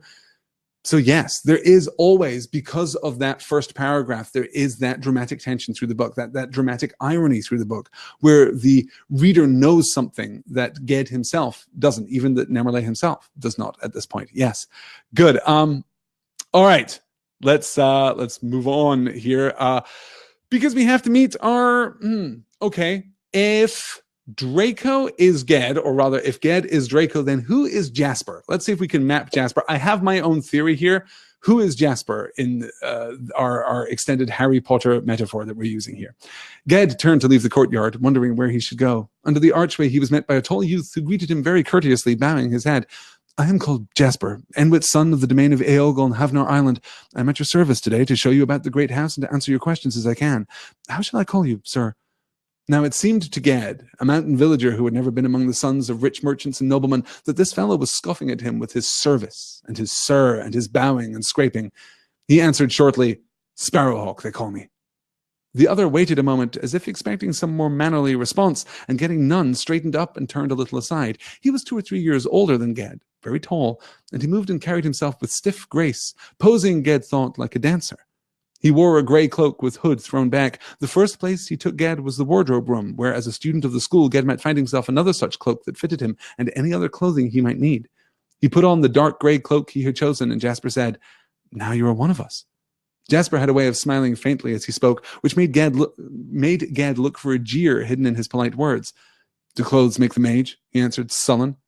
No, said the older boy, though I have heard that manners make the man. Where now? Where you will. I do not know this house. Okay. This is interesting. Alexa says, we often compare Ged to Draco, but that's not really fair to Ged. Ged is a Slytherin, but he's not a bully. Well, I want to slap him sometimes. It's because I see the annoying teenagerousness that I find so repellent, in part because I recognize it in myself. Alexis, I do adore you. You are magnificently self-aware. Not because he is the vile character like Malfoy tends to be. That's completely true, though. Okay. Let's open this up for discussion. Let's open this up as a listener question here. Hey, you guys, what do you make of Jasper? Is Jasper decent? Is Jasper okay? Is Ged the problem here? Because I think it is absolutely fair to read this as Jasper being completely sincere. I am called Jasper, Enwit, son of the domain of Eogol on Havnor Island. I am at your service today to show you about the great house and to answer your questions as I can. How shall I call you, sir? And then the narrator intrudes. Now it seemed to Ged, a mountain villager who had never been among the sons of rich merchants and noblemen, that this fellow was scoffing at him with his service and his sir and his bowing and scraping. So Ged responds to this poorly right off the bat. Oh, you're being sarcastic because you're a jerk, like those jerks outside who tried to send me to the wizard school on Rogue. This is Jerk Island. Okay, this is fine. I can live on Jerk Island and learn how to be a wizard. I'm perfectly capable of doing that. But Jasper is the son of a rich noble house. He is the son of an aristocratic tradition, and it is entirely possible that what he is showing Ged here is actually true deference and respect. He's potentially at least being completely sincere with Ged. We certainly get this beat later, right? Sparrowhawk, they call me. The other waited a moment as if expecting some more mannerly response, and getting none, straightened up and turned a little aside. Oh, okay. Okay, that's fine, Sparrowhawk. Cool. Not civility, not courtesy. Okay. And then we wrap that up right at the end of the passage here. Do clothes make... now you are one of us might even be inclusive, right? Like, this is a word of welcome. Hey, I know that it's a little overwhelming. I know that you're a long way from home. I know this must be a little intimidating for you, but hey, check it out. Matching cloaks, cloak buddies. Now you're one of us. This is cool, right? You can, get over yourself for a minute and be a part of the community here that we have on Rogue Island, right? To which Ged replies, do clothes make the mage? In this sullen teenager fashion that he has. No, said the older boy, though I have heard that manners make the man. Hey, where now? Okay, this is going to be how things are. This is you and me. This is going to be our relationship going forward, you jerk. Fair enough. It is also, of course, entirely possible to read Jasper as being somewhat odious and supercilious here, kind of ostentatiously servile with Ged, as a kind of sarcastic assault on this goat herd, on this Guntishman who has come to Rogue. It's possible. Either of those are valid interpretations, I think, though I have to say, I honestly incline toward the former explanation. I think that Jasper's antipathy with his antagonism with Ged through the rest of his time at Rogue is a product of Ged's mean-spiritedness here, his sullenness, his rudeness, his outright lack of courtesy. I kind of see that as being how that works out. Let me see here. Oh, yeah, okay. So C-Star says, oh, I'm still scrolling back because you're all, I think, pretty much on the same side here. This is wonderful. Becca says, before we get into this discussion, I love that this wizard school has a costume closet.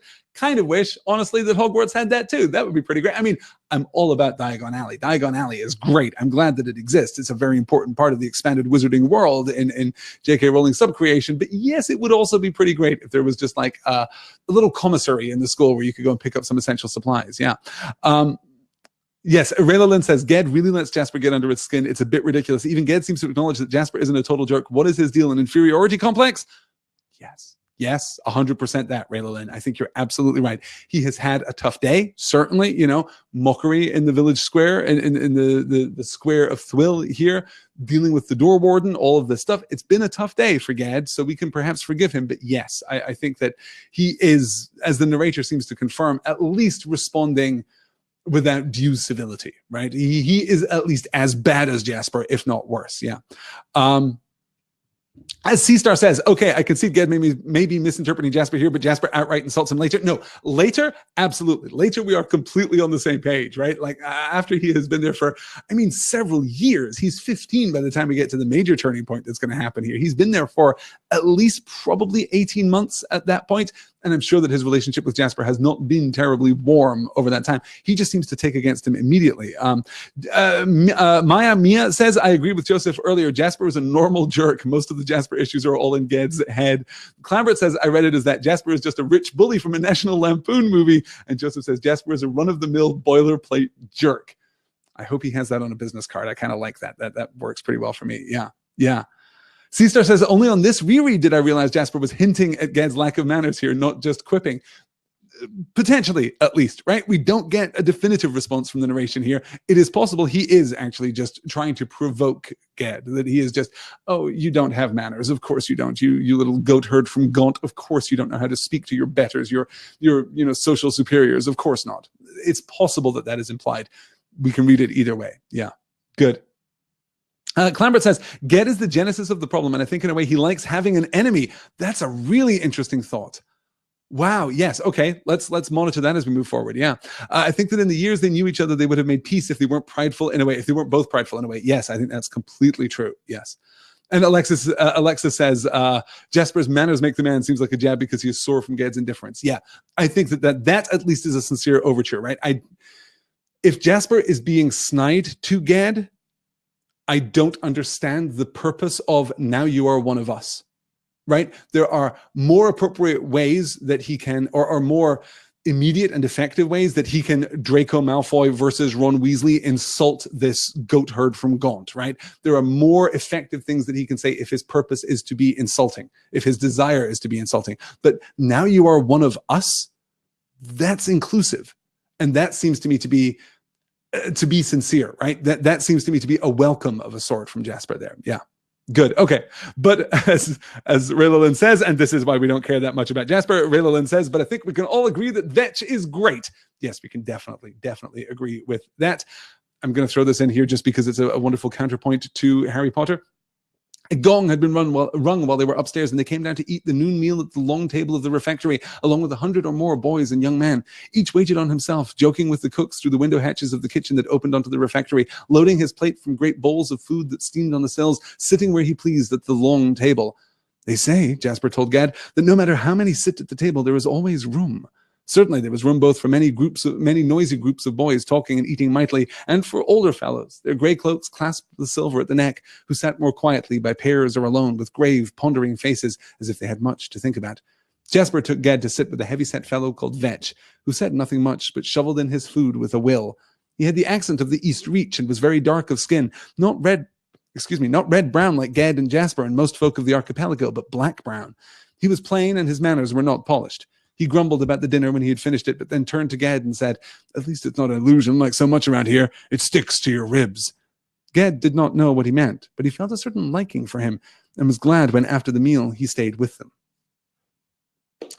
Ged responds to Vetch in part because Vetch is uncultured, because Vetch is not graceful in the way that Jasper is graceful. Notice that one of the things Ged is suspicious of when it comes to Jasper is his courtesy, his civility, his manners, certainly his mode of speech even. We might extend it out that far, given that Ged responds in very curt and brief answers to Jasper's inquiries, but also Jasper's physicality. He's suspicious of Jasper holding himself like a dancer. There is a grace and an elegance here. There is an education at play here that Ged himself lacks. I just wanted to talk about the long table. Honestly, I just wanted to talk about this as a counterpoint to the Great Hall. This is a lovely idea. The long table itself is inherently magical. And wow, wouldn't this just, circumvent the whole notion of how many students there are at Hogwarts at any given time? If, well, there are as many as the Great Hall can sit, but the Great Hall can sit as many as there are. Boom, problem solved. Let's move on. Of course, we should note here that the Wizard School on Roke, boys and young men, no women here on Roke. The magical tradition among women is very different. As I say, this calls back again to this repeated refrain that we have echoing through this book: as weak as a woman's magic, as wicked as a woman's magic, to the notion of the enchantress of Realby, and so on and so forth. We will get more opportunity to talk about women later. But yeah, this Wizard School not as immediately diverse as not as diverse a student body, I guess I should say, as Hogwarts in that regard. Yeah. Okay. That, believe it or not, actually takes us halfway through our slides for tonight. So we're going to push on a little further. We get the introduction of Vetch. We get the introduction of the imminent grove, which we're going to circle back around to at the end of this week's reading, which it is now apparently abundantly clear we will not reach at the end of tonight's session, but that's fine. We're actually making good progress. I'm proud of all of us. We will at least finish this chapter. So we're going to talk about the imminent grove in just a bit, but I wanted to kind of name check it now, mostly because imminent is such an interesting word. And we're already opening up this division here between the regular wizarding school and then what happens in the grove. The grove is where the real wizarding happens. And we're going to get a narrative perspective on that is going to be unexpected, that is going to be suddenly and dramatically mythic within the frame of this text.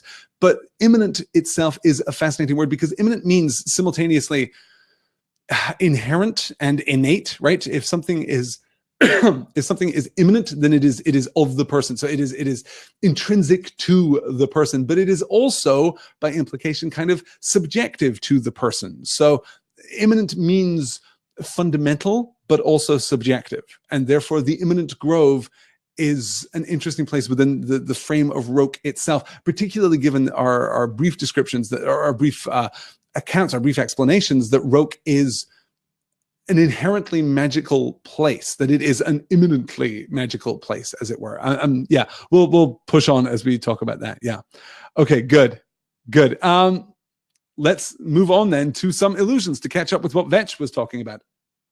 Things go from bad to worse between Jasper and Ged. There is this antipathy. They're engaged in a kind of posturing contest. There's this kind of relatively harmless battle of illusions on Roke Knoll, where magic is, as we're told, particularly strong. Pointing his finger, Jasper spoke a few strange words, and where he pointed on the hillside among the green grasses, a little thread of water trickled and grew, and now spring gushed out, and the water went rushing down the hill. Ged put his hand in the stream, and it felt wet, drank of it, and it was cool. Yet, for all that, it would quench no thirst, being but illusion. Jasper, with another word, stopped the water, and the grasses waved dry in the sunlight. "Now you, Vetch," he said with his cool smile. Vetch scratched his head and looked glum, but he took up a bit of earth in his hand and began to sing tunelessly over it, molding it with his dark fingers and shaping it, pressing it and stroking it. And suddenly it was a small creature like a bumblebee or furry fly that flew humming off over Roke Knoll and vanished. Ged stood staring, crestfallen. What did he know but mere village witchery, spells to call goats, cure warts, move loads, or mend pots? "I do no such tricks as these," he said. That was enough for Vetch, who was for going on. But Jasper said, "Why don't you?" "Sorcery is not a game. We Gonishmen do not play it for pleasure or praise," Ged answered haughtily. "What do you play it for?" Jasper inquired. "Money?" "No." But he could not think of anything more to say that would hide his ignorance and save his pride. Jasper laughed, not ill-humoredly, and went on, leading them on around Roke Knoll. And Ged followed, sullen and sore-hearted, knowing that he had behaved like a fool, and blaming Jasper for it. One of the few moments of humility and humanity that we get from Ged in the early chapters of A Wizard of Earthsea, because here, of course, he is quoting a Guin. Sorcery is not a game. We Gauntishmen do not play it for pleasure or praise. But there's something deeper going on here. Ged is embarrassed at his lack of polish, but not his lack of power. He stood staring crestfallen. What did he know but mere village witchery, spells to call goats, cure warts, move loads, or mend pots? What does he know? He knows how to do things. He knows how to actually do things. He knows how to affect change. He knows spells of utility, spells of function, spells of purpose. They are not illusions. Jasper's illusion may be impressive. It may be an urbane kind of magic, but it is purposeless. The water that he summons here on Rocknall will not quench your thirst. It is a pretty illusion and nothing more. Ged is embarrassed by his village witchery. Again, that association with women's magic, even though it's not women's magic if he's practicing it here on Roke Island. But that's fine. Again, we can kind of continue to investigate that division between the genders and how they approach magic within the pages of this book, or how they are seen to approach magic within the pages of this book. But Ged's skill is actually purposeful. It is actually manifest. He can cure warts. He can move loads. He can mend pots. He can do actual useful things that Jasper, for all of his flamboyance, cannot do, that Vetch, for all of his flamboyance, cannot do. But he is embarrassed by it. Why? Because it's not refined. Because he's not competing on the playing field that has been set by Jasper. So instead, he backs off and he says, no, I don't do this. We don't do it for pleasure or praise, despite the fact that the narrator has already told us more than once that, in fact, Ged will take pleasure from his spellcasting for all his long life, that he will love the casting of spells, that he will love the naming of things, that they will bring him pleasure. No, he denies it. He quotes a Guin's words, but misses the point. We Gauntishmen do not play it for pleasure or praise. What do you play it for? Jasper inquired. Money? Yeah, okay. Open insult from Jasper, right? He may laugh not ill-humoredly as he goes off there, but there's no way to really interpret that charitably, I guess. Being a mercenary wizard, though I suppose, well, okay, maybe I'm being judgmental here. Maybe there are ways to look at this more positively, because we know that there are mercenary wizards. We know that there are mercenary wizards, including weather workers, right, on the ships. We know that some wizards, just being a wizard is a job more than it is a calling, more than it is a part of your identity, or at least as much as it is a job, as much as it is a calling, as much as it is a part of your identity. Wizards work. So presumably, yes, lots of wizards do magic for money. That's nothing necessarily to be ashamed of, but yeah. Mia says, women's magic spells equals spells of use.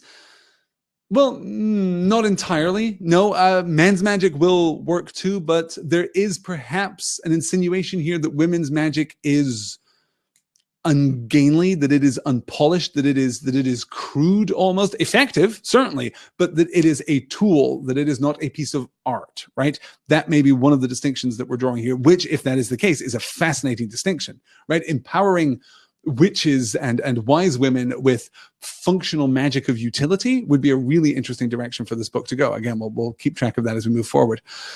Excuse me. Alexa says, the first time I read this book, I hated Jasper. Clearly, I was not reading this book carefully. Jasper seems genuinely trying to be sort of nice. Sort of nice is about as far as we can go, I think, with what do you play it for? Money? Because it's that beat, right? There's something in the punctuation here. If you're listening to the podcast version, you can't see this written on the page in front of you. Firstly, you can check the show notes and see all of the slides that I put together for these live presentations. So even if you're listening to the podcast after the fact, you can have the slides there in front of you, so you can see all of this documentary accumulation as we move through far fewer slides than I really should move through in the course of each live session. But you can also see the specifics of the punctuation. What do you play it for, comma, Jasper inquired, comma, open quotes, M dash money. That M dash there, not necessary, grammatically speaking, not necessary, in terms of the punctuation. We don't need that M dash to be there. The M dash signifies a beat. It signifies that moment that Jasper, what do you play it for? Money? There's an intimation there that I really love, and that makes me think that Jasper is, in fact, at the very least, teasing Ged now, if not outright insulting him. Yes. Okay, good. Okay, let's keep moving on here. Oh, I want to excuse me, we're going to get seriously into our studies here on Roke Island, and I want to talk about the 9 masters of Roke. 5 of whom I wrote them all down and then didn't keep track of when we get them. I think we get the first 5 in this chapter, and then we get the last 4 in the next chapter. The first master of Roke, of the 9 masters, the master chanter, teaches history in the forms of chants, in the forms of song. This is clearly a culture and a community that has a strong oral tradition. That seems to be true across the archipelago of Earthsea. Remember how rare and unusual Guin's books were. You know, we're still singing the songs of things. That's our metaphor. We're not telling the stories of things. We're singing the songs of great deeds, right?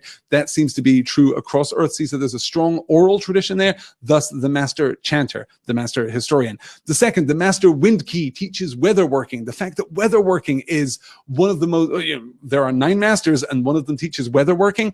That's profound. This is a very significant thing for wizards to handle here, which of course is significant for an archipelago in which shipping is very important, and B, when you're not at sea, when you're working the land, then you're, in an agricultural community. So weatherworking is going to be necessary for survival, if nothing else. Then we get the master herbal, who teaches herbs and healing. The master hand teaches tricks and illusion. The master namer teaches names, you guys, the true names of things. More on that in just a minute. In fact, we're going to get to that very soon because I love the master namer. The master changer teaches transmogrification, just like Minerva McGonagall does. The master summoner teaches summoning. Kind of obvious job title there. The master patterner we'll get to later when we get to the imminent grove and kind of speculate a little about what the master patterner might do. And then, of course, the 9th master of the 9 masters of Roke, we've already met. He is the master doorkeeper, both the in and the out. And okay, forgive me for this, because we absolutely have to talk about the doorkeeper. We have to talk about the significance of the doorkeeper. I'm going to cancel the slide so that I can talk about liminality, you guys, so that we can talk about thresholds. Why is the master doorkeeper one of the 9 masters of Roke? Because thresholds are crucial. Thresholds in experience, thresholds in education, thresholds in the increase of our skills, the understanding of the power of the threshold, the power of liminality, the liminal nature of the wizarding school on Roke itself as a secluded area containing a second secluded area, right? The imminent grove is liminal within the wizard school of Roke. The wizard school of Roke is liminal within Roke Island and the town of Thwill and the broader Earthsea community itself, right? Certainly within the innermost sea and then the entire archipelago as a whole. Liminality is crucial, and the door warden who guards the threshold and who guards the threshold but also facilitates the transfer across the threshold, that is one of the most important roles that you can play. That is, guarding those transitory experiences is necessary. That's enormously powerful. So I'm thrilled to see the door warden there as the as one of the masters of Roke. Angela's calling out to our drinking game here. Thresholds, drink, liminal, drink, says Mia. Yes. You guys, there's a reason that I talk about this stuff all the time. It's because it's very important in fantasy fiction and very important, particularly in terms of young wizard stories, these kinds of coming of age stories that are also fantasy stories. Okay, we have, let me see here, 1, 2, 3 more slides for this chapter. Okay, let's get through these and then we'll call it quits. And I guess I'll just have to schedule an extra session for a Wizard of Earthsea. We're just spending a lot of time moving through this. It's all fine. Thresholds are also really important in teenage years, says Alexis. Absolutely. Yes. Yes, for reasons which we have discussed previously and for reasons which we will discuss again in January when we start talking about Goblet of Fire in particular. Yes, thresholds are crucial. I mean, all of adolescence is a threshold state. It is a liminal state. You are caught between the defined childhood experience and the defined adult experience. And that is not to say that you are occupying a third space. That is what is most interesting about liminal spaces, is not that you are occupying a separate, distinct, unique space. It's that you are occupying a space suspended between 2 worlds, but influenced by both of those worlds. What makes being an adolescent so hard is that you are a child and an adult, and that those 2 things are at war with each other, both within and without, both in terms of your own personal identity and your kind of externalized identity, the way you see yourself and the way the world sees you. You are both of these things simultaneously, and those 2 things are fundamentally incompatible. That is what makes liminal spaces so interesting. You know, the transit to the other side is important, but when you're existing in that threshold space, life is hard. Life is very, very complicated. And that is absolutely where Ged is right now. Let's move into our discussion of the name of rocks, I guess. I guess that's what we're doing right now. Here we go. The master hand looked at the jewel that glittered on Ged's palm, bright as the prize of a dragon's hoard. The old master murmured one word, Tolk. And there lay the pebble, no jewel, but a rough bit of grey rock. The master took it up and held it in his own hand. This is a rock. Tolk in the true speech, he said, looking mildly up at Ged now. A bit of the stone of which Roke Isle is made, a little bit of the dry land on which men live. It is itself. It is part of the world. By the illusion change, you can make it look like a diamond, or a flower, or a fly, or an eye, or a flame. The rock flickered from shape to shape as he named them and returned to rock. But that is mere seeming. Illusion fools the beholder's senses. It makes him see and hear and feel that the thing is changed, but it does not change the thing. To change this rock into a jewel, you must change its true name. And to do that, my son, even to so small a scrap of the world, is to change the world. It can be done. Indeed, it can be done. It is the art of the master changer, and you will learn it when you are ready to learn it, but you must not change one thing, one pebble, one grain of sand until you know what good and evil will follow on that act. The world is in balance, in equilibrium. A wizard's power of changing and of summoning can shake the balance of the world. It is dangerous, that power. It is most perilous. It must follow knowledge and serve need. To light a candle is to cast a shadow. He looked down at the pebble again. A rock is a good thing too, you know, he said, speaking less gravely. If the isles of Earthsea were all made of diamond, we'd lead a hard life here. Enjoy illusions, lad, and let the rocks be rocks. He smiled, but Ged left dissatisfied. Press a mage for his secrets, and he would always talk like a Guin about balance and danger in the dark, but surely a wizard, one who has gone past these childish tricks of illusion to the true arts of summoning and change, was powerful enough to do what he pleased and balance the world as seemed best to him and drive back darkness with his own light. Drive back darkness with his own light. Hey, wouldn't it be a great idea to use the One Ring against the forces of Mordor? We have been granted a great gift. We should put it to use, and so on and so forth. Boromir, I'm looking at you.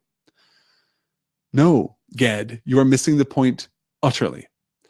And it is a point that is actually explained to us powerfully within the rest of this passage. But you can tell that Ged is not hearing this. To change this rock into a jewel, you must change its true name. And to do that, my son, even to so small a scrap of the world as to change the world, it can be done. Indeed, it can be done. It is the art of the master changer, and you will learn it when you are ready to learn it. But you must not change one thing, one pebble, one grain of sand until you know what good and evil will follow on that act. This is exactly what a Guin has said. He's not just echoing a similar idea. He's using the same elements of speech. Yes, and Sosa Sundare is calling out here, to light a candle is to cast a shadow. The world is in balance. The world is in equilibrium. And even the kindling of a new light will change the balance between light and dark. Even to light a new candle, you will create new darkness. You will create new shadow. This is one of the reasons that the thematic contrast at the heart of A Wizard of Earthsea is between light and shadow and not strictly light and darkness, because the two are necessarily interrelated, necessarily interdependent. Yeah. Good. Let me see here. Yes, Ged is Boromir. Yes, exactly. Yes. If Ged is Boromir, who is Jasper, says Mia. Wow. Well, I guess it depends how sincerely we take him, right? There could be something Gimli-ish, you know, about Jasper, possibly. I need to think on that more. Yes. All right, good. One does not simply turn a rock into a diamond, says Ryan. That's excellent. Yes, good. Yeah, and Mia asks the rhetorical question, who is the most normal jerk in Lord of the Rings? Oh, boy. I need to think on that, too, I think. Yes. All right. So that is our introduction to the real power of the naming of things. That to understand the name of something is not merely is not merely descriptive, but is in some sense definitive, that you can change the name of a thing. And if you do so, then you change its fundamental nature. You absolutely can transform the rock into the diamond, but we don't do so casually. We don't do so unless there is a need, because we respect the order, we respect the balance, the equilibrium of it all. 2 more slides before we wrap up for tonight. In the corridor, he met Jasper, who, since Ged's accomplishments began to be praised about the school, spoke to him in a way that seemed more friendly, but was more scoffing. "You look gloomy, Sparrowhawk," he said now. "Did your juggling charms go wrong?" Seeking, as always, to put himself on equal footing with Jasper, Ged answered the question, ignoring its ironic tone. "I'm sick of juggling," he said. "Sick of these illusion tricks fit only to amuse idle lords in their castles and domains. The only true magic they've taught me yet on Roke is making wearlight and some weather working. The rest is mere foolery." "Even foolery is dangerous," said Jasper, "in the hands of a fool." At that, Ged turned as if he had been slapped and took a step toward Jasper, but the older boy smiled as if he had not intended any insult, nodded his head in his stiff, graceful way, and went on. Standing there with rage in his heart, looking after Jasper, Ged swore to himself to outdo his rival, and not in some mere illusion match, but in a test of power. He would prove himself and humiliate Jasper. He would not let the fellow stand there looking down at him, graceful, disdainful, hateful. Ged did not stop to think why Jasper might hate him. He only knew that he hated Jasper. The other apprentices had soon learned they could seldom match themselves against Ged, either in sport or in earnest, but they said of him, some in praise and some in spite, "He's a wizard born. He'll never let you beat him." Jasper alone neither praised him nor avoided him, but simply looked down at him, smiling slightly. And therefore Jasper stood alone as his rival, who must be put to shame. He did not see, or would not see, that in this rivalry which he clung to and fostered as part of his own pride, there was anything of the danger, the darkness, of which the master hand had mildly warned him. Danger and darkness coming from this feud with Jasper. Even here, I think, we can see at least a potential camaraderie with Jasper, right? He spoke to him ever since Ged's accomplishments began to be praised about the school. This is in Ged's POV. Ged has noticed a shift in Jasper since he is getting praised, but what has really happened, arguably, is that Ged has been changed by the praise that he has received about the school. "You look gloomy, Sparrowhawk. Did your juggling charms go wrong?" Playful, yes. Potentially insulting, yes, but not outright, vicious, I think. "I'm sick of juggling, sick of these illusion tricks fit only to amuse idle lords and their castles and domains." Idle lords, Jasper, like your dad in his domain. Yeah. That's who I'm talking about. "The only true magic they've taught me yet on Roke is making wearlight and some weather working. The rest is mere foolery. Even foolery is dangerous," said Jasper, "in the hands of a fool." Which feels aphoristic, right? That feels as though that's as is said by the wizards of old, even foolery is dangerous in the hands of a fool. Jasper may well be quoting here, may well be drawing a reference, or at least sharing some wisdom, sharing some insight. Yeah, this stuff's silly, but that doesn't mean that we should treat it lightly. It may be foolish, but that doesn't mean that we ourselves should be fools, right? Ged, fellow wizard of my acquaintance, maybe we should study a little more and not treat it so lightly. He might be trying to help here, but Ged is not interested, right? Jasper, smiling as though he had not intended any insult, nods his head and goes on.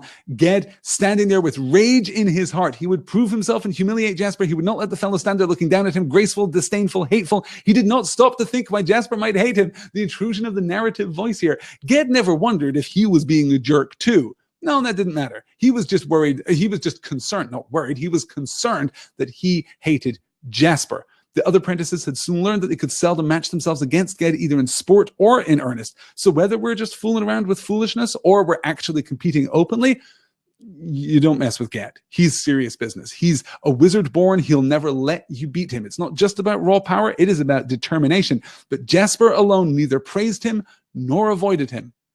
Calling back to the girl in the meadow, calling back to the daughter of the Lord and Lady of Rhaealby. This is, again, an occurrence here of Ged's pride, but now we're calling it out. Now we're actually looking at it right there.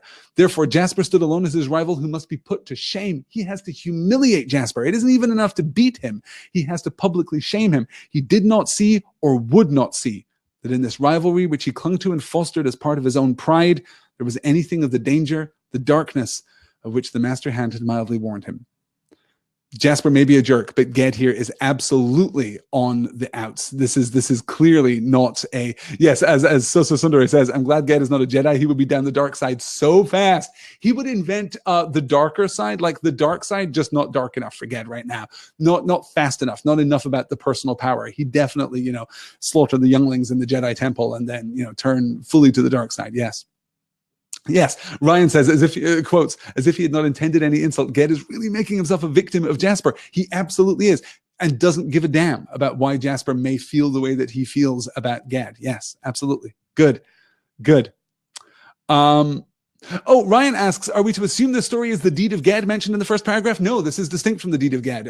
It's actually specifically called out in the first paragraph that this is not that story. This is before he is famous. This is actually Ged's origin story. Someday we will get the deed of Ged, but these are not those stories. These are not those songs. This is a different story about a different time in his life. Yeah. Okay. C-Star says, another contrast with Harry Potter. The narrative mostly stays in Ged's POV, but it is not third-person limited. It expands to such things as what happened while Ged was unconscious and what the other boys' opinions of him are. Yes, this is true. It's a mutable kind of narrative voice. Sometimes we get very close, and then sometimes we deliberately draw back, right? I've talked about the imminent grove, which we're definitely not going to get to tonight. I have 15 minutes before Crowdcast kicks me off this platform and we hit our 2-hour limit, but we'll get to that next week. We'll get to that in our next discussion. What the narrative voice does when we get to the imminent grove at the end of chapter 4 is absolutely fascinating, but we don't have to look that far ahead. We can see it right here. Ged did not stop to think why Jasper might hate him. He only knew why he hated Jasper, the other apprentices, and so on and so forth. Jasper alone neither praised him nor avoided him, but simply looked down on him, smiling slightly, and therefore Jasper stood alone as his rival, who must be put to shame. That is us standing very close to Ged. We're not quite in Ged's POV, absolutely speaking, but we are very close. We get that sense of his interiority, but then we get the cut of the narrative voice. He did not see or would not see that in this rivalry, which he clung to and fostered as part of his own pride, he did not see or would not see. So we're getting not just a dramatic irony, but almost a reflexive dramatic irony here. We, the audience, we, the readers, are being given information which Ged either does not have or is actively denying, right? So the narrative voice here serves as a commentary upon Ged. And I think that it is very easy to discount the power, the flexibility, and the subtlety of Ursula Le Guin's narrative voice. And as you read this book, I urge you to pay attention to what the narrator, this disembodied voice of this disembodied perspective here, what the narrator says and how the narrator interacts with Ged and with us and kind of mediates sometimes between the two. Pay close attention to that because I find that stuff fascinating. Let's make this then our last slide, the last slide of chapter 3, True Names with the Master Namer. Many a mage of great power, he had said, has spent his whole life to find out the name of one single thing, one single lost or hidden name, and still the lists are not finished, nor will they be till world's end. Listen, and you will see why. In the world under the sun, and in the other world that has no sun, there is much that has nothing to do with men and men's speech, and there are powers beyond our power. But magic, true magic, is worked only by those beings who speak the Hardic tongue of Earthsea, or the old speech from which it grew. That is the language dragons speak, and the language Segoy spoke, who made the islands of the world, and the language of our lays and songs, spells, enchantments, and invocations. Its words lie hidden and changed among our Hardic words. We call the foam on waves Sukian. That word is made from 2 words of the old speech, Suk, feather, and Inian, the sea. Feather of the sea is foam. But you cannot charm the foam, calling it Sukian. You must use its own true name in the old speech, which is Essa. Any witch knows a few of the words of the old speech, and a mage knows many. But there are many more, and some have been lost over the ages, and some have been hidden, and some are known only to dragons and to the old powers of earth, and some are known to no living creature. And no man could learn them all, for there is no end to that language. Here is the reason. The sea's name is Inian, well and good.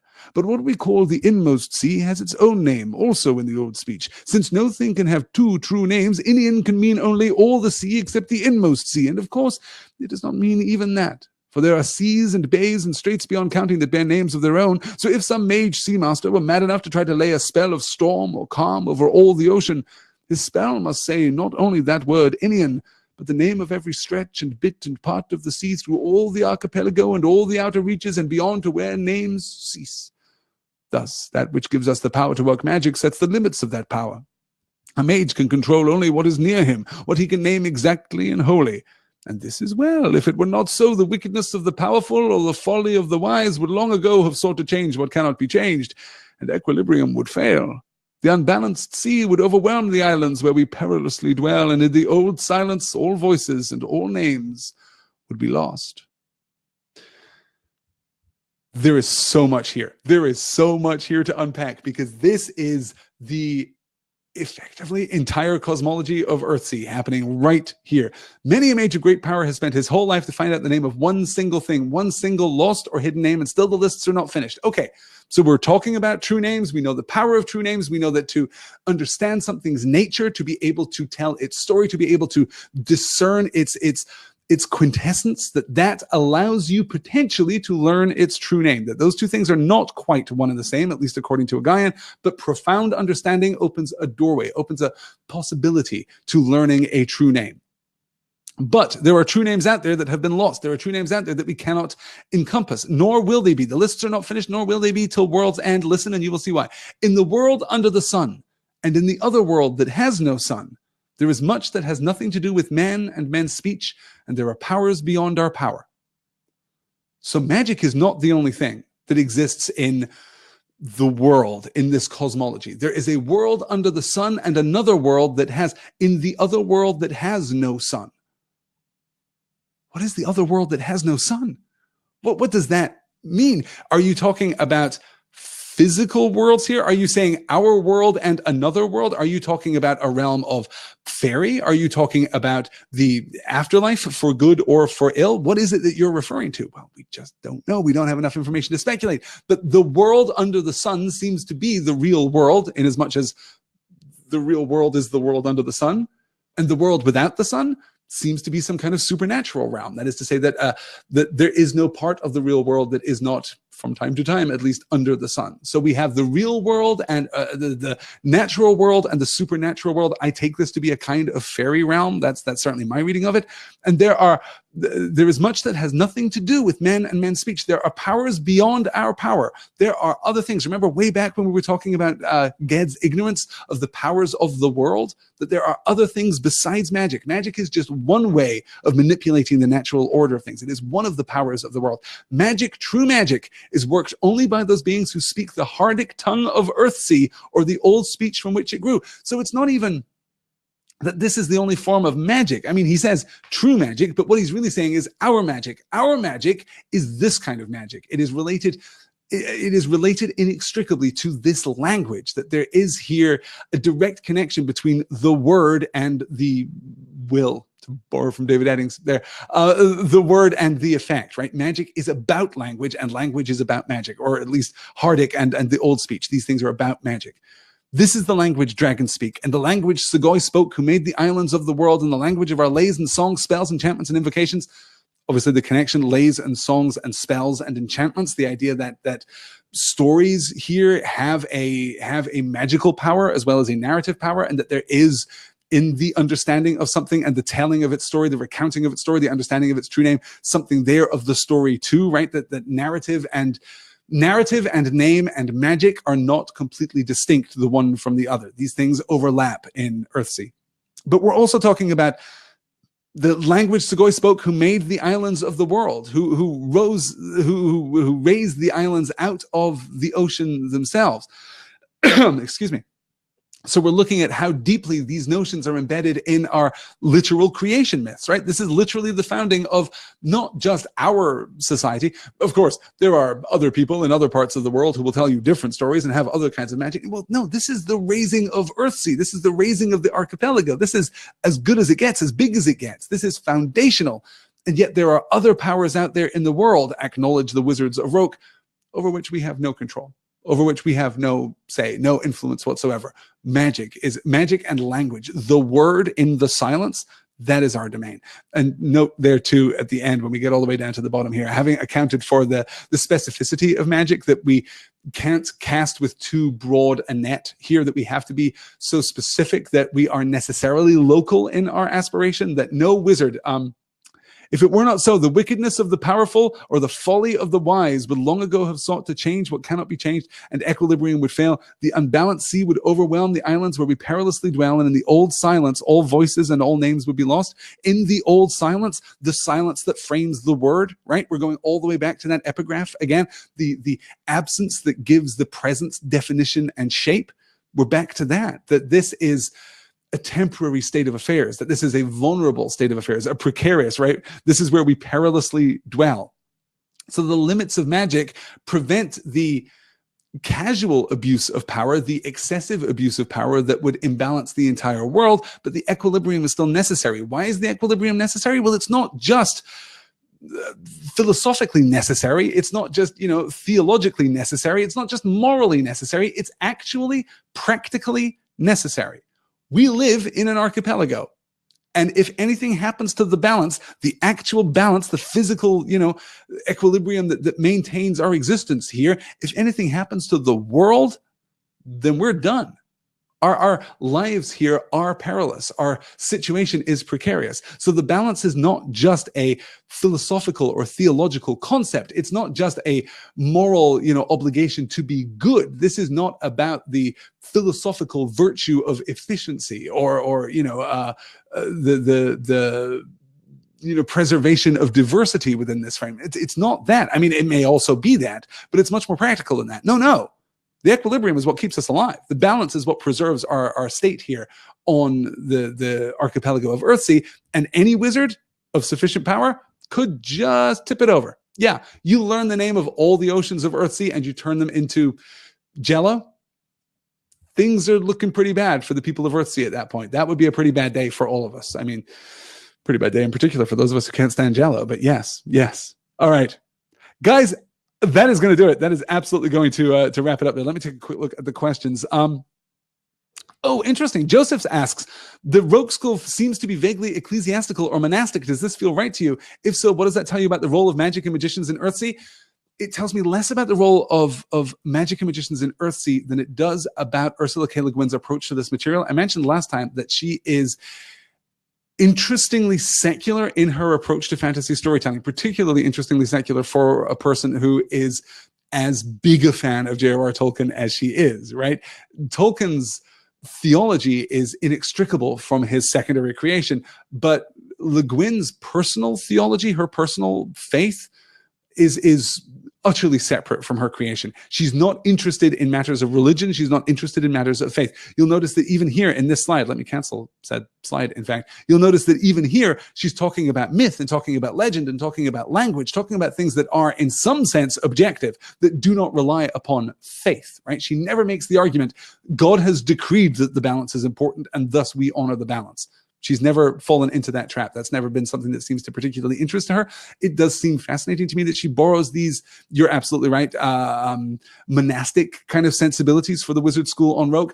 We're going to continue to look at that too later when we get into like the power of the hermit, the kind of magical power of the hermit, certainly, but also the kind of representative and metaphorical power of the hermit, and ultimately the religious power of the hermit too. But yeah, I find that absolutely fascinating. I'm not sure there's a better answer for that, but yes. Let me see. Is it possible that Ged was actually reading in the dark, asks Mia, or was that some kind of magic reading, quote unquote? My interpretation of that has always been that Ged begins reading while it is light out, and then that either I guess parts of both, it both grows dark while he is reading, but also grows dark because he is reading. I think that both of those things are true. When a Guin comes back, he dispels the darkness with the light, but then goes to light the fire because it is cold, right? So we get both sides of that. We get the kind of magical opposition to magic combats magic, but then the natural world combats the natural world, or I guess the artifice of man combats the natural world. So I would read that a little bit both ways, but yes, it's an interesting question, certainly. Okay, that is going to do it. This has been a long session, guys. We will wrap up there and come back with Chapter 4, The Loosing of the Shadow. A little more trouble between Ged and Jasper next week. It's going to be a lot of fun. Let me call up here In fact, I don't have it in front of me. I won't call it up. I will instead say that we will cover chapter 4, probably chapter 5, maybe even chapter 6 next week, 3 p.m. Eastern next week on December the 5th, 3 p.m. Eastern, 2 p.m. Central, an afternoon session for those of you in Europe, for those of you who aren't terribly busy on a Tuesday afternoon. That's 3 p.m. Eastern, 2 p.m. Central on December the 5th, 2017. Thank you so much for joining me this evening. I will talk to you all again soon. Until then, take care, you guys. Good night.